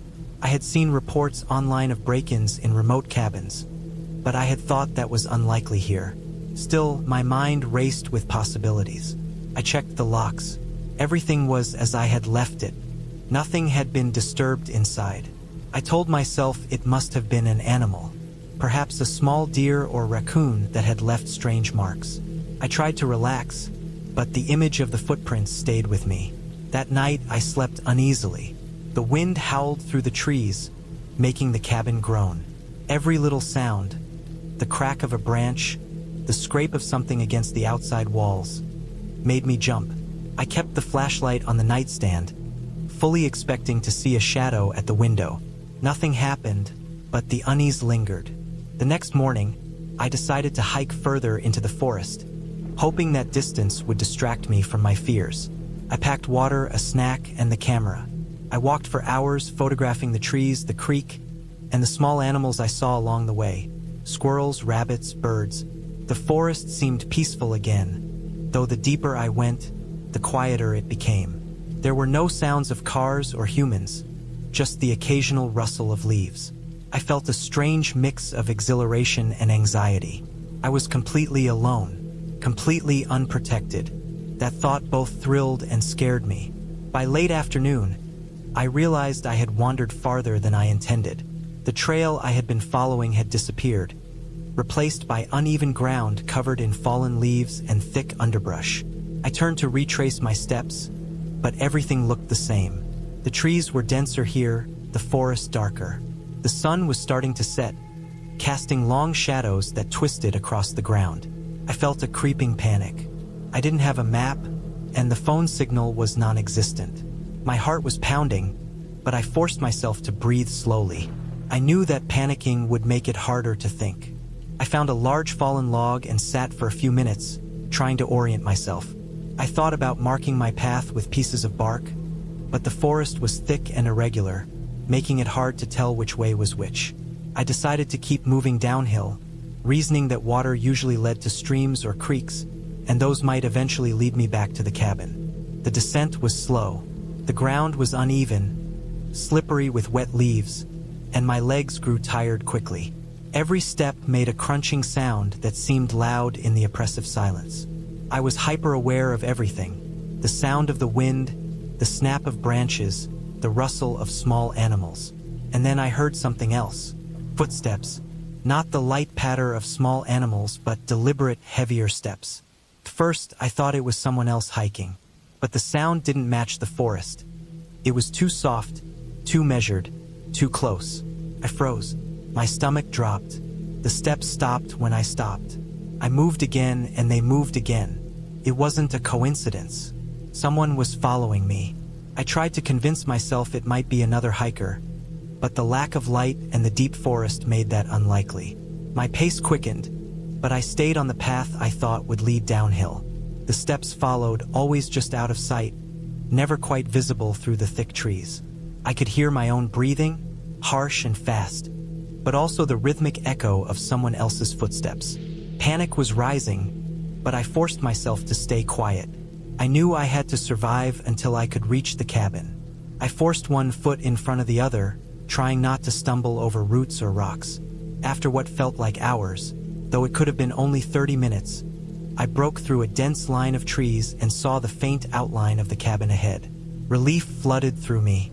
I ran the last few meters, heart pounding, and slammed the door shut behind me. I locked it, bolted the windows, and collapsed on the floor. I could hear nothing outside. The forest was silent again, almost too silent. I didn't sleep that night. I sat by the fireplace with a small flashlight, trying to convince myself that no one had followed me. I kept checking the perimeter, imagining shadows that weren't there. The following day, I decided I couldn't stay inside passively. I had to be prepared. I took my remaining supplies and explored the perimeter of the cabin carefully. I noted potential hiding spots, paths, and anything that looked unusual. I reinforced the doors with a heavy piece of wood I found inside the cabin, and I moved chairs against the windows. I gathered firewood and made sure there were no easy ways for someone to approach without being noticed. I felt vulnerable, but at least a little safer. I stayed mostly inside during the day, using the time to read, organize my supplies, and plan my next steps. Every little sound outside made me jump, and I realized how much I had underestimated the isolation. Being alone wasn't peaceful anymore. It was dangerous if someone intended to find you. The thought that someone could be watching, waiting, or following me made my stomach churn. I tried to rationalize it. Maybe it had been an animal, maybe someone had passed by earlier. But I couldn't shake the fear. The footprints, the steps, the quiet that followed me. They were real, and I knew it. By the fourth day, my nerves were raw. I had mostly stayed inside, only venturing briefly to fetch water from the creek a few hundred meters away. I moved cautiously, checking the trees, listening for every sound. One afternoon, I noticed something disturbing. There were markings on the trees near the cabin, scratches, not deep, but deliberate. They were unfamiliar, not the usual marks animals left. They were vertical, like someone had used a knife or sharp tool. I circled the cabin, making a careful mental map of these marks. They were mostly at eye level, placed around the cabin's perimeter. My stomach sank. Whoever had left them was sending a message or marking territory. I realized then that this wasn't random. Someone knew I was here, and someone had been close enough to leave these signs. That night, I barely slept. I kept the fire burning, the flashlight at my side, and my makeshift barricades in place.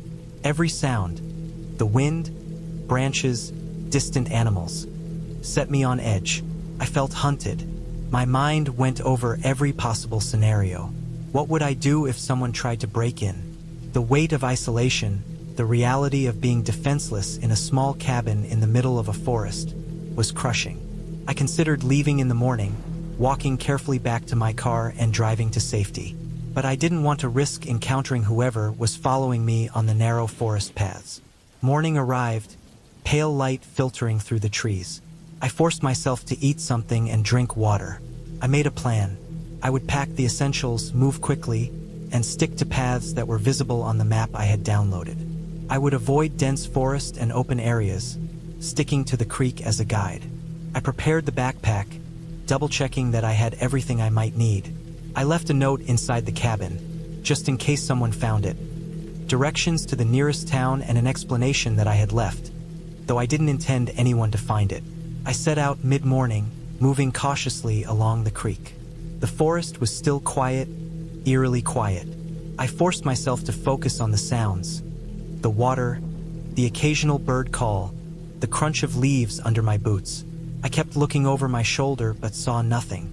Hours passed. I avoided the dense underbrush, keeping my pace steady. I could feel exhaustion in my legs, my shoulders, but I didn't stop. The thought of returning to the cabin and staying there another night, vulnerable and exposed, was unbearable. Eventually, I broke through the final line of trees and saw the dirt road I had driven on when I first arrived. Relief surged. I ran the last stretch to my car, jumped in, and locked the doors. My hands shook so badly I could barely start the engine. The road back to civilization seemed endless, but the sight of small houses, power lines, and the distant hum of traffic was a balm to my frayed nerves. When I finally pulled into the nearest town, I sat in the car for a long time, breathing and trying to process what had happened. I called the police and reported the marks, the footprints, and the possible stalker, though there was little they could do in such a remote area. Still, I felt it was necessary to document the danger. I never returned to that cabin. Later, I learned that others in the region had reported similar markings, strange footprints, and encounters near cabins in the woods. It was a remote area, and it seemed someone had been preying on the isolation of hikers and cabin-goers. The fear I experienced stayed with me for months, a reminder of how vulnerable solitude can be when faced with a real human threat.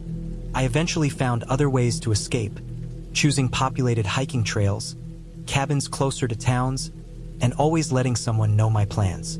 The forest wasn't peaceful anymore, at least not for me, but I survived. I was careful and I was alive.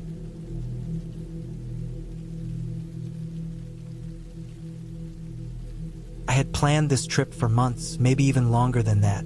It was meant to be a break, a chance to step away from everything and disappear for a while. My life had become a constant cycle of work, city noise, and people. I needed silence, solitude, and a place where I could be completely alone. When I found the listing for the cabin, it seemed perfect. It was far off any main roads, nestled deep in the mountains, with a small creek nearby and no neighbors for miles. The pictures online made it look cozy, the kind of place that promised peace and comfort. The moment I saw it, I knew I had to go. The drive there was longer than I had anticipated. The city faded behind me, replaced by winding roads that climbed higher and higher into the mountains. The trees grew taller, denser, until the sunlight barely reached the asphalt. My GPS kept recalculating, telling me to take turns onto narrow dirt paths that disappeared between thick groves of pines. At some points, I questioned whether I should have brought my car, as the path became rough and uneven, but it was too late to turn back. Eventually, after hours of driving, I arrived at a small clearing. There it was, the cabin. It was rustic, made of dark timber, with a stone chimney and a roof that had seen better days. The paint on the shutters was peeling, and the windows had a layer of dust and grime. Yet somehow it looked inviting.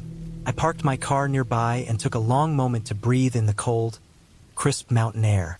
The smell was different from the city. A mix of pine, damp earth, and a faint metallic tang from the creek that ran past the edge of the clearing. It smelled like isolation, like the wilderness itself. The first thing I noticed inside the cabin was the silence. Not the gentle kind, like when the wind hushes the world, but a dense, heavy silence that seemed to press against my ears. The cabin smelled musty, a mix of old wood, dust, and something faintly sour, probably mold from being closed up for so long. There was a single room that served as the living space, a small kitchenette, a bathroom, and a loft bedroom above. Everything was old, furniture, appliances, even the blankets, but it was clean enough. I unpacked my things, stacked firewood by the fireplace, and checked the small generator and water supply. Everything seemed in order, and for a while I felt a sense of accomplishment. The first night was quiet in a way I had never experienced. The city noise had been constant, almost a part of my body, but here, every sound was sharp. The wind rustled the trees outside like distant whispers, and the creek gurgled softly as it wound past the cabin. I lay in the loft bed, staring at the ceiling, listening. Somewhere in the distance, a branch snapped. I told myself it was an animal, probably a deer or a raccoon, and tried to sleep. Eventually, I did, though the forest noises seemed louder in the dark, closer somehow. The next morning, I woke to the sound of water hitting the roof. Rain had started during the night, a steady, soft patter that turned the forest into a blur of mist and shadows. I made breakfast, poured a cup of coffee, and looked out the window.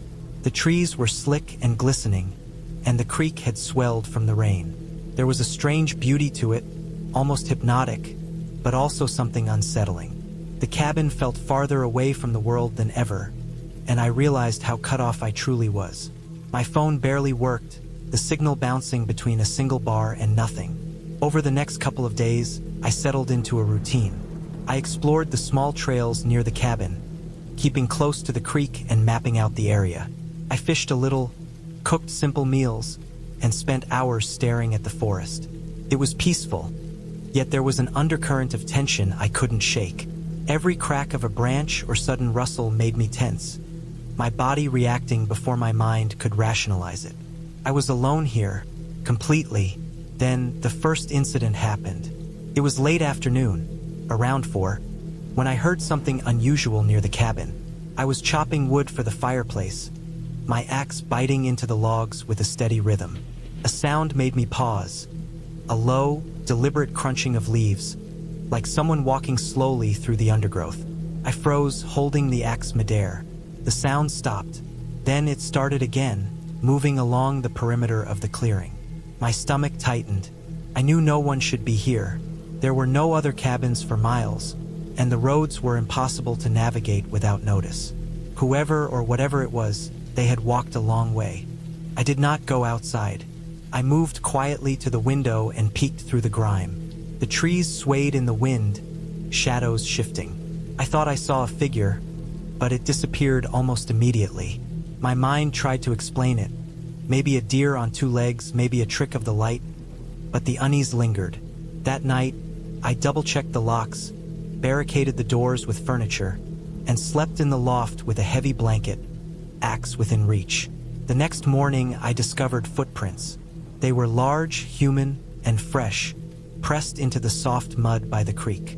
They circled the cabin, not too close, but close enough that someone had been watching. My heart sank. The isolation that had been so comforting now felt suffocating. I realized I had no immediate way to call for help. The generator worked, but the cabin had no landline, and my phone was mostly useless. Panic edged in, sharp and cold, but I forced myself to stay calm. I photographed the prints, traced their direction, and tried to rationalize. Whoever had done this had stayed out there, probably hiding, observing. That night was worse. Every sound seemed amplified. The wind rattled the windows, branches scraped against the walls, and then, unmistakably, there was a deliberate knock at the door. One, then another. I held my breath, staring at the door. The knocks came again, slow, measured, almost testing me. My axe was in my hands before I even thought. I waited, straining my ears. Nothing followed. The knocks had stopped, and the forest swallowed the sound. I stayed awake until dawn, listening, tense, exhausted. The following day, I decided I could not stay inside the cabin anymore. I had to scout the area, see if there was a way to exit safely, or at least understand the surroundings better.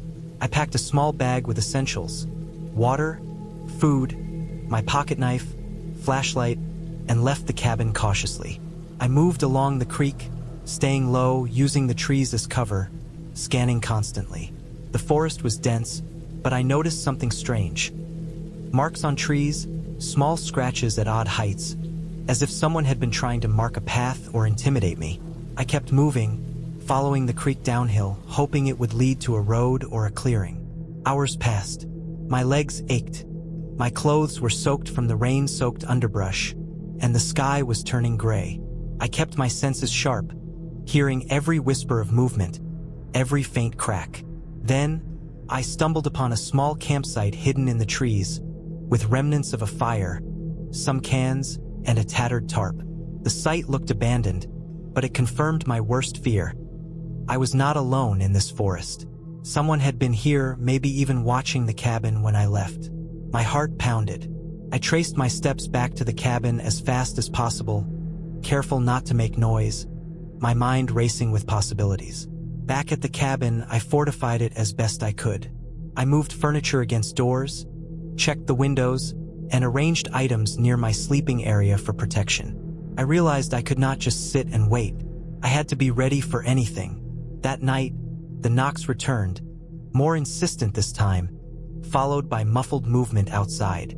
I stayed silent, barely breathing, holding my axe. Hours passed. Eventually, the sound receded. When I dared to look outside, there was no one. The footprints had multiplied, circling the cabin, leading into the trees. The situation escalated the next day. I heard voices, distant, indistinct, like whispers carried on the wind. I did not see anyone, but I knew I was being watched. My food supply dwindled, and the generator began to sputter. I realized I had to leave. I could not survive indefinitely, trapped with someone unknown watching me. I packed my belongings, taking only what I could carry, and planned a route down the mountain that avoided the main trails. I stayed low, using the terrain to hide, moving slowly but steadily. Every sound made my heart jump. Every shadow seemed alive. It took hours to reach a road. I was soaked, exhausted, and trembling, but finally, headlights appeared in the distance. I ran into the road, waving frantically. The car stopped, a driver looking confused, and I jumped in, gasping, unable to form coherent words. I explained as best I could, my hands shaking. The driver drove me to the nearest town, and the police were called. The authorities found the footprints and traces around the cabin, but nothing concrete. No suspects, no fingerprints, just signs that someone had been camping, stalking, waiting. I returned to the cabin days later with officers, but it was deserted. The forest swallowed the tracks almost immediately. I never knew who it was or why they were there, but I realized I had been lucky to escape. Alone, isolated, unarmed, it could have ended differently. I never returned to that forest. The cabin listing vanished soon after, taken offline, and I never pursued it. The experience left a mark that lingered long after. The feeling of being watched, the isolation of the wilderness, and the knowledge that someone, somewhere, had been following my every move without me ever seeing them. It changed how I viewed solitude, how I viewed trust, and how I valued safety. The forest, beautiful as it was, held a darkness that no amount of peace or scenery could erase. Even now, when I walk alone in quieter areas or see an isolated cabin in the woods, my stomach tightens. I remember the sound of the knocks, the footprints in the mud, and the nights spent staring at windows in fear. I survived, but the memory of that time is etched deep. A reminder that sometimes, the scariest things are not creatures of stories, but people. And sometimes, the wilderness can hide them until it is almost too late.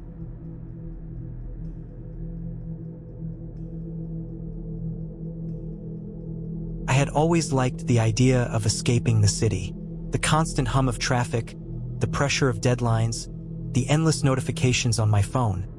It all started to weigh me down over the years. So when I found a small, isolated cabin for rent online, I decided to book it for a week. The photos were modest but inviting. A small wooden cabin surrounded by dense forest, a little porch with a rocking chair, a tiny stream running nearby. It was tucked far enough away from any town that I would have complete solitude. I didn't know the exact reason I wanted to go. Maybe it was the silence, maybe it was the idea of being completely alone, or maybe it was just curiosity. I packed lightly, bringing only essentials. A few changes of clothes, canned food, water, a small first aid kit, a lantern, a flashlight, a hunting knife, and my phone. I didn't even bother bringing a laptop. I told myself it was about disconnecting. The drive there was longer than I expected. I had to take a series of twisting mountain roads and then a dirt path that became narrower and bumpier the further I went. My GPS had limited signal, but I managed to navigate by the small map the rental service had sent me. Around late afternoon, I finally arrived. The cabin sat on a slight clearing, surrounded by thick trees that blocked most of the sun. A narrow stream ran down the slope on the east side, the water glinting faintly. The cabin was small, one story, made entirely of wood. It looked sturdy but old. The porch was weathered, the wood creaking when I stepped on it. The door opened with a little resistance, and I was hit by the smell of old wood and dampness. Inside, the place was simple. A single room with a small kitchen area, a table, a few chairs, a wood stove, and a loft bed above a tiny living space. There was no running water, only a hand pump outside near the stream and a small bucket system for emergencies. Electricity came from a solar panel on the roof, and it barely powered the lights and my phone charger. Perfectly rustic, I thought. I spent the first hour unpacking, arranging things neatly. I stacked the canned food in one corner, laid out my clothes, set up the lantern, and lit the stove to warm the cabin. By then, the sun was starting to dip behind the trees, and a heavy shadow settled over the clearing. It was quiet in a way that made my ears ring. No cars, no planes, no voices, just the faint rustle of leaves and the distant sound of water trickling over rocks. I decided to go for a short walk along the stream before it got completely dark. I wore a jacket because the air had turned chilly. The forest was dense, the ground uneven. I could hear twigs snapping under my feet. The deeper I walked, the quieter it became. Even the birds seemed to disappear. I didn't feel nervous at first. I was used to hiking, and I knew the forest could be intimidating if you weren't careful. But there was something odd about the silence. It wasn't peaceful. It felt heavy, like the forest was watching me. After about half an hour, I realized I had walked farther than I thought. The stream curved sharply, and I didn't recognize the area. I considered turning back, but then I saw a small wooden bridge over a narrow part of the stream. It looked old and unstable with missing planks, but I carefully crossed it. On the other side, the forest was even denser. I could see animal tracks on the muddy ground, probably deer or raccoons. Then I saw something else. Footprints that didn't look like any animal. They were large, human-sized, but they weren't the kind of prints you see on a hiking trail. They were deep, heavy, like someone had been wearing boots and carrying weight. My stomach tightened. I debated whether to go back, but curiosity got the better of me. I followed the footprints, keeping close to the edge of the trees, trying to remain unseen. The footprints led toward a steep, rocky hill. I could hear a faint crunch of gravel as I stepped, but no one else made a sound. I climbed carefully, the forest around me growing darker as the sun dipped further. I could feel the temperature drop rapidly, and the shadows of the trees became long and distorted. By the time I reached the top of the hill, it was almost dark. The forest below was a dark, shifting mass of shapes. I could barely make out the cabin through the trees, its little solar light flickering dimly. The footprints stopped at the edge of a small clearing where the underbrush had been trampled flat. I scanned the area, my flashlight sweeping over rocks and trees. Nothing moved. The silence was thick, almost physical. Then, I noticed something that made my heart stop. A small, empty campsite. There were remnants of a fire pit, some burned wood, a tattered sleeping bag, and a few pieces of trash. The place looked recent, maybe abandoned only hours ago. The footprints led straight into it. Whoever had been here wasn't far. My mind raced. This was supposed to be a peaceful cabin getaway, not a brush with a stranger in the woods. I decided to leave immediately, heading back down the hill. My steps were faster now, more cautious.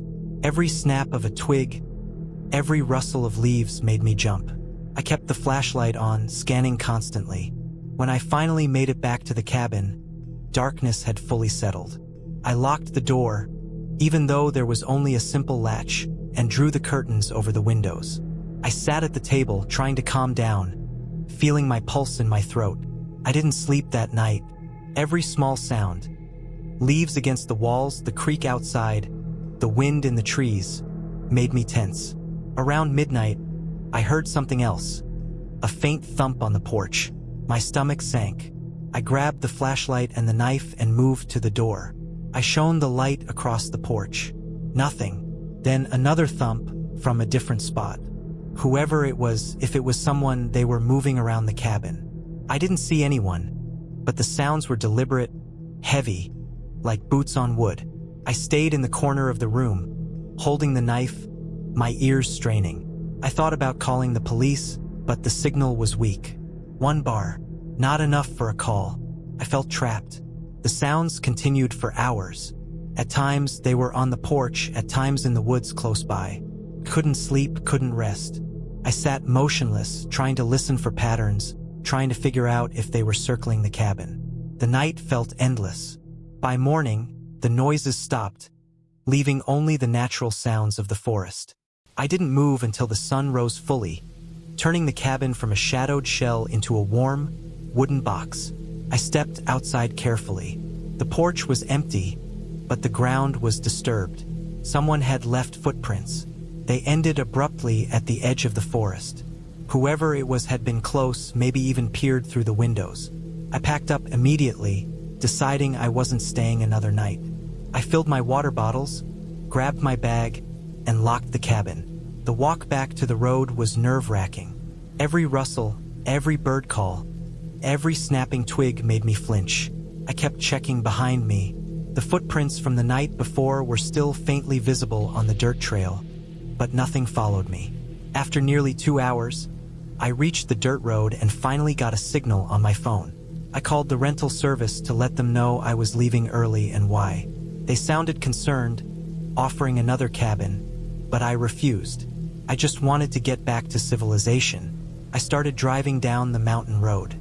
The roads were still narrow, the dirt bumpy, but I felt a little safer with the sun fully out and the possibility of seeing another person on the road. The rest of the week I spent in a nearby town, staying in a cheap motel. I couldn't shake the feeling of being watched, and every time I closed my eyes at night, I saw those heavy footprints in my mind, leading into the woods. I didn't go back to that cabin, and I never will, but something stayed with me. A constant, uneasy awareness that there are people who wander these forests, watching, waiting, unseen. I realized that isolation, which I had romanticized, comes with real risks, and that not every scary story needs ghosts or fairies. Some things are frightening simply because they are real. After that experience, I started taking precautions I hadn't considered before. I researched cabins more thoroughly, checking reviews for mentions of other visitors or strange activity. I learned to carry a proper phone signal booster, a larger knife, even pepper spray. I bought a small portable alarm device. I made mental maps of areas I planned to hike and memorize escape routes. Most importantly, I learned to trust my instincts. That cabin wasn't haunted, and there were no supernatural forces. What made it terrifying was the very real possibility that someone else could appear without warning, uninvited, and with unknown intentions. The forest was still beautiful, the streams still glinted in the sun, but I never went back into total isolation again. I stuck to well-traveled trails, cabins closer to roads, and always let someone know my exact plans. That week had taught me something crucial. Fear isn't always in the mind. Sometimes it's out there, in the shadows, waiting. But awareness, preparation, and caution can turn that fear into safety. I never forgot that week, and I never will. It changed the way I travel, the way I view solitude, and the way I respect places that seem peaceful from the outside but are unpredictable and wild beneath the surface.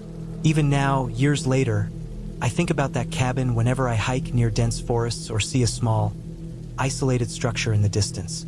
I remember the smell of old wood, the sound of leaves rustling with no wind, and the feeling of hearing footsteps that weren't mine. And I remember the relief of returning to a place where I could see other people, lights in windows, roads to follow. That clarity, that contrast between isolation and safety, is what truly left its mark. The cabin itself, quiet and unassuming, still exists somewhere in those woods, but I will never step inside it again. It remains in my memory as a lesson, a warning, and a reminder that the world can be frightening in its own very real way.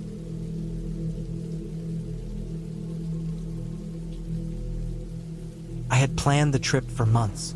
A simple cabin getaway in the middle of the woods, away from the city, away from people, away from everything. I told myself I needed it. A chance to clear my head, to disconnect from screens and obligations, to be alone with the quiet. The cabin was small, a rustic one-room place, with wood walls that creaked with every movement and a tiny fireplace in the center. I had rented it through a website that advertised seclusion and serenity, and I had arrived late in the evening after a long drive, the narrow dirt road winding through dense pines until I finally saw the cabin's faint light through the trees. It felt isolated in a way that was supposed to be comforting, but the moment I stepped out of the car and felt the cold night air against my skin, there was a flicker of unease I couldn't shake.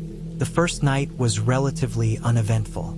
I unpacked my few belongings, stacked some wood in the fireplace, and made a simple dinner on a small camping stove I had brought along.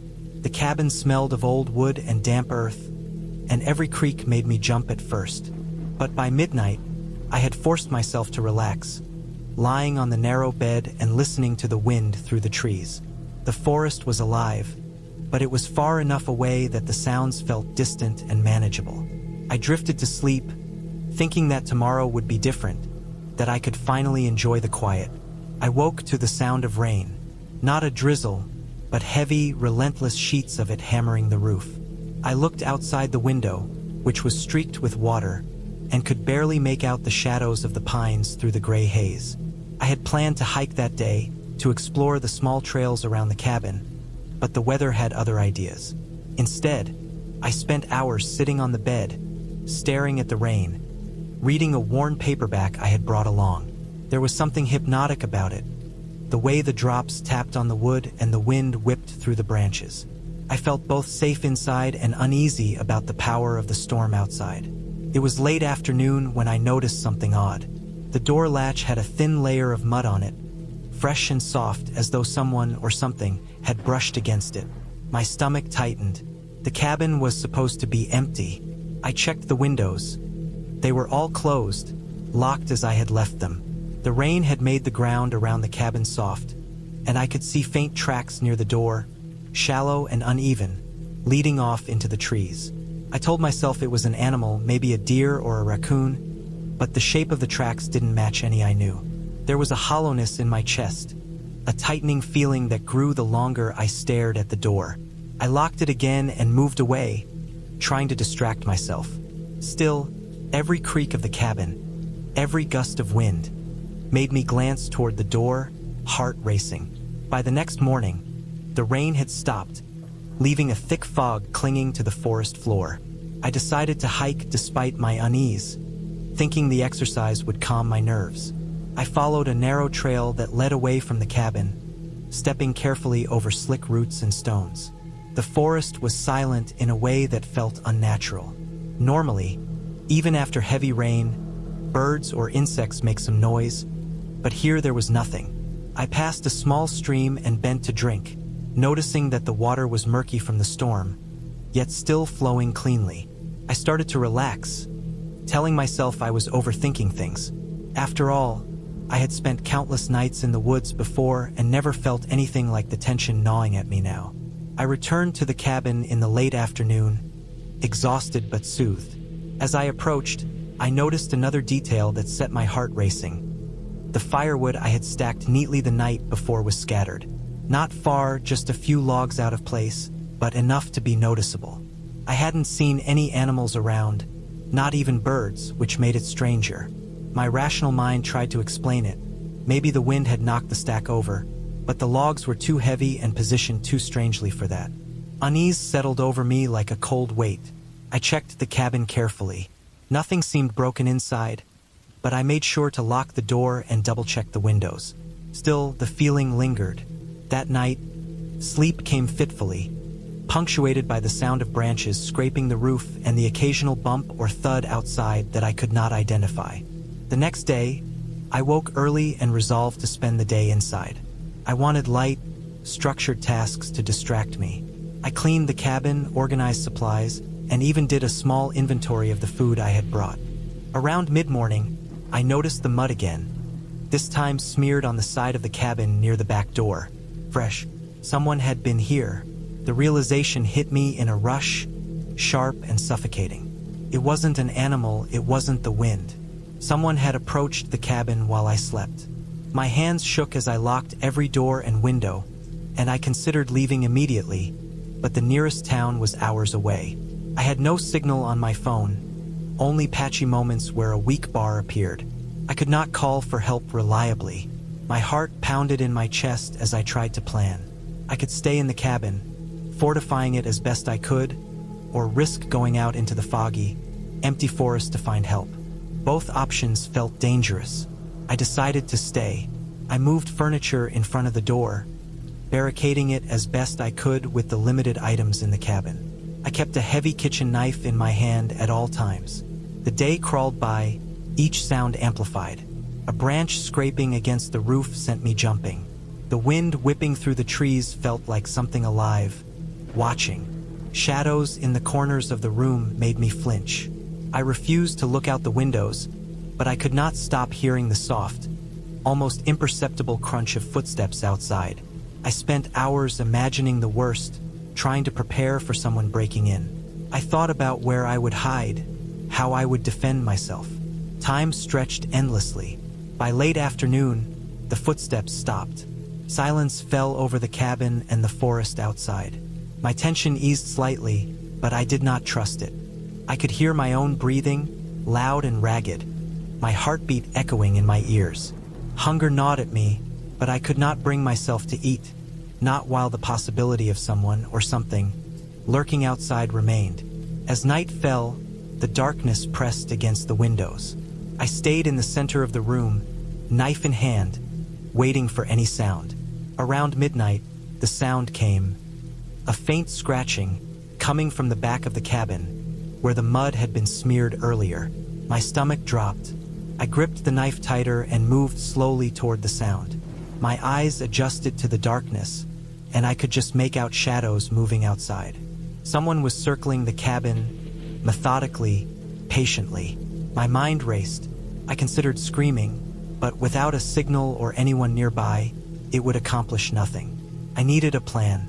I remembered the small attic space above the cabin, accessible through a ladder I had ignored until now. It was cramped, but it would provide a vantage point and some cover. I grabbed a flashlight, shone it around carefully to make sure no one was watching, and climbed into the attic. From that vantage point, I could see part of the forest around the cabin through a small gap near the roof. The figure outside was tall, moving slowly, seemingly aware that the cabin was occupied. I tried to stay as still as possible, heart hammering, listening to the soft crunch of leaves under heavy boots. Time passed agonizingly. Hours, it felt like, though it could have been minutes. Eventually, the figure walked away, disappearing into the shadows of the trees. I did not move immediately. I waited, listening until I was certain it was gone. Morning came, gray and overcast. I climbed down carefully, exhausted and tense. The cabin was intact, though the door had a faint scratch along the edge, likely from the intruder's attempt to test it. I knew I could not stay another night. I packed quickly, took only what I could carry, and made my way down the muddy road, constantly scanning the trees for movement. Every snap of a branch, every rustle of leaves sent my heart racing. The fog made it nearly impossible to see far ahead. After nearly 2 hours of careful walking, I finally reached the paved road and flagged down a passing car. Relief flooded me as I got into the vehicle and explained where I had been. The driver agreed to take me to the nearest town. Once I reached safety, I reported the incident to the local authorities. They came to inspect the cabin, but by the time they arrived, there was no sign of the person who had been stalking it. No footprints remained in the damp soil, no evidence other than the scratch on the door and the scattered wood. The officer assured me they would patrol the area and keep an eye out, but the sense of isolation and vulnerability I had felt remained with me long after I left. I realized that the fear had not been about ghosts or legends. It had been about human intention, the kind that cannot be predicted or reasoned with. I felt grateful to have escaped unharmed, but the memory of that long night, the silent steps circling the cabin, stayed with me. I could never again look at a remote cabin without thinking of what had happened, and I never returned to that forest.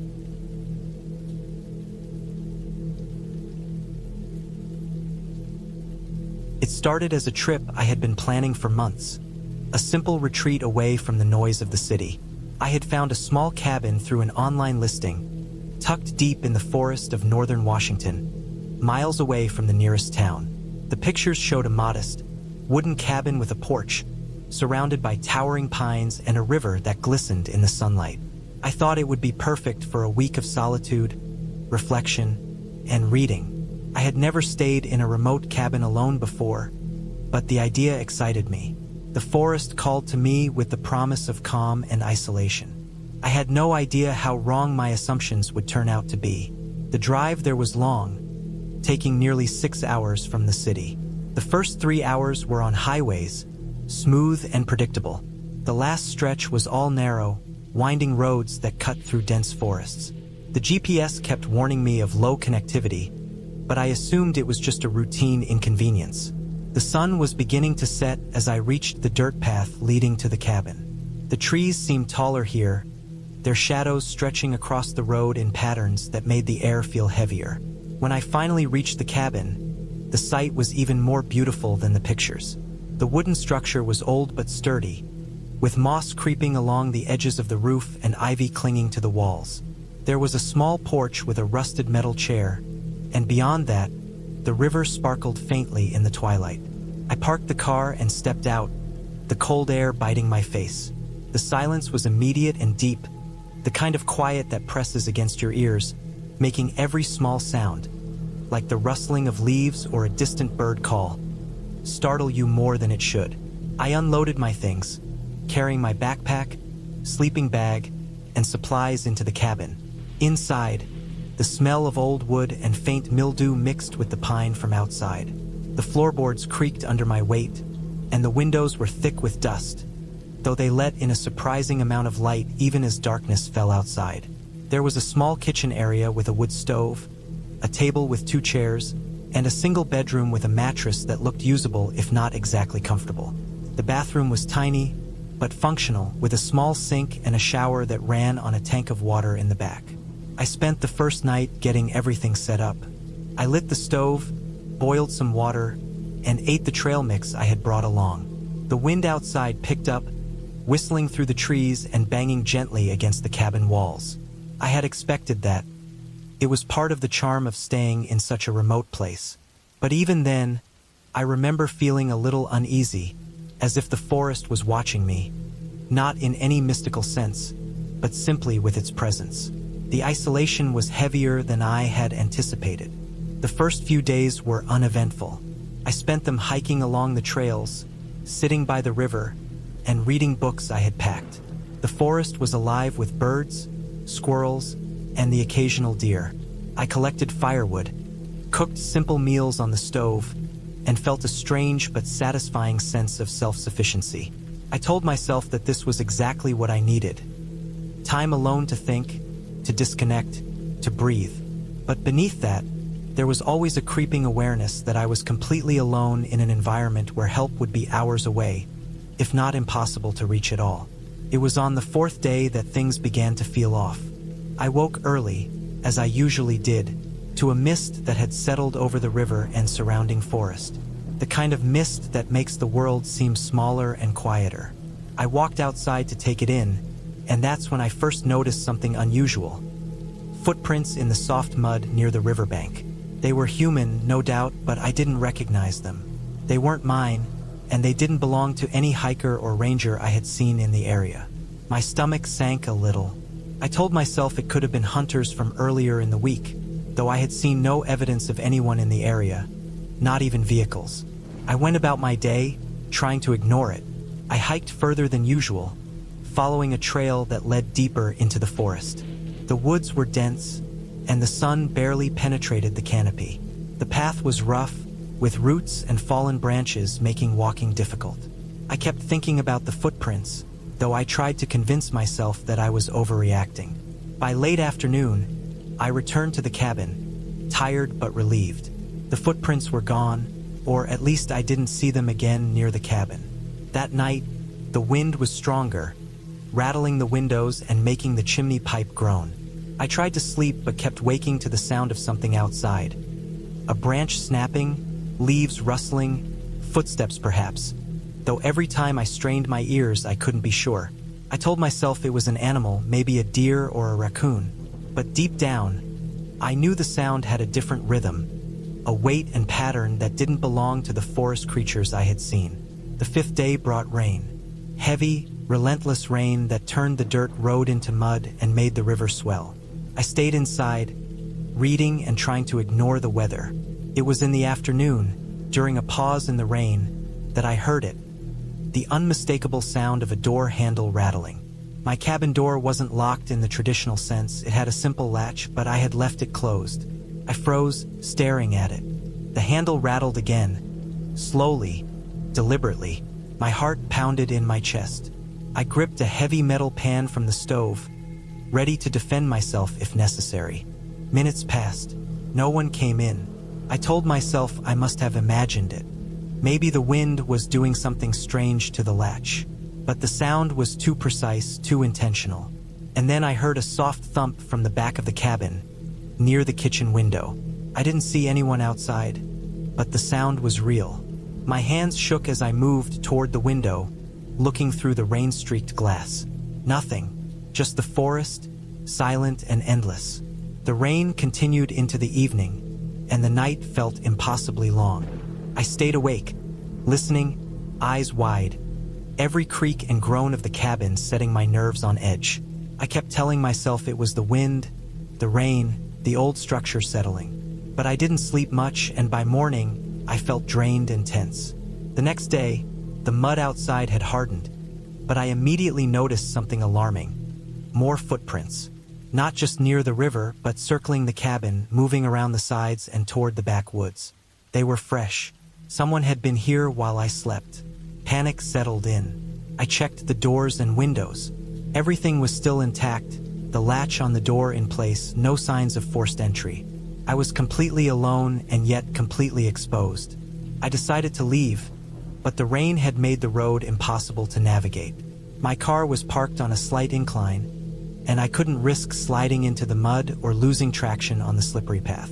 I spent the day trying to calm myself, pacing inside the cabin, scanning the woods constantly. The forest, once a place of peace, now felt hostile. Every movement in the trees, every shadow, made me flinch. By evening, I noticed something else. Small piles of twigs and leaves arranged in odd patterns near the cabin. It was subtle but deliberate. Whoever had been here had not just walked around. They had been observing, playing with the environment, leaving signs I couldn't yet understand. I realized then that the isolation I had once craved had turned into a trap. I was alone, vulnerable, and under observation. Sleep was impossible.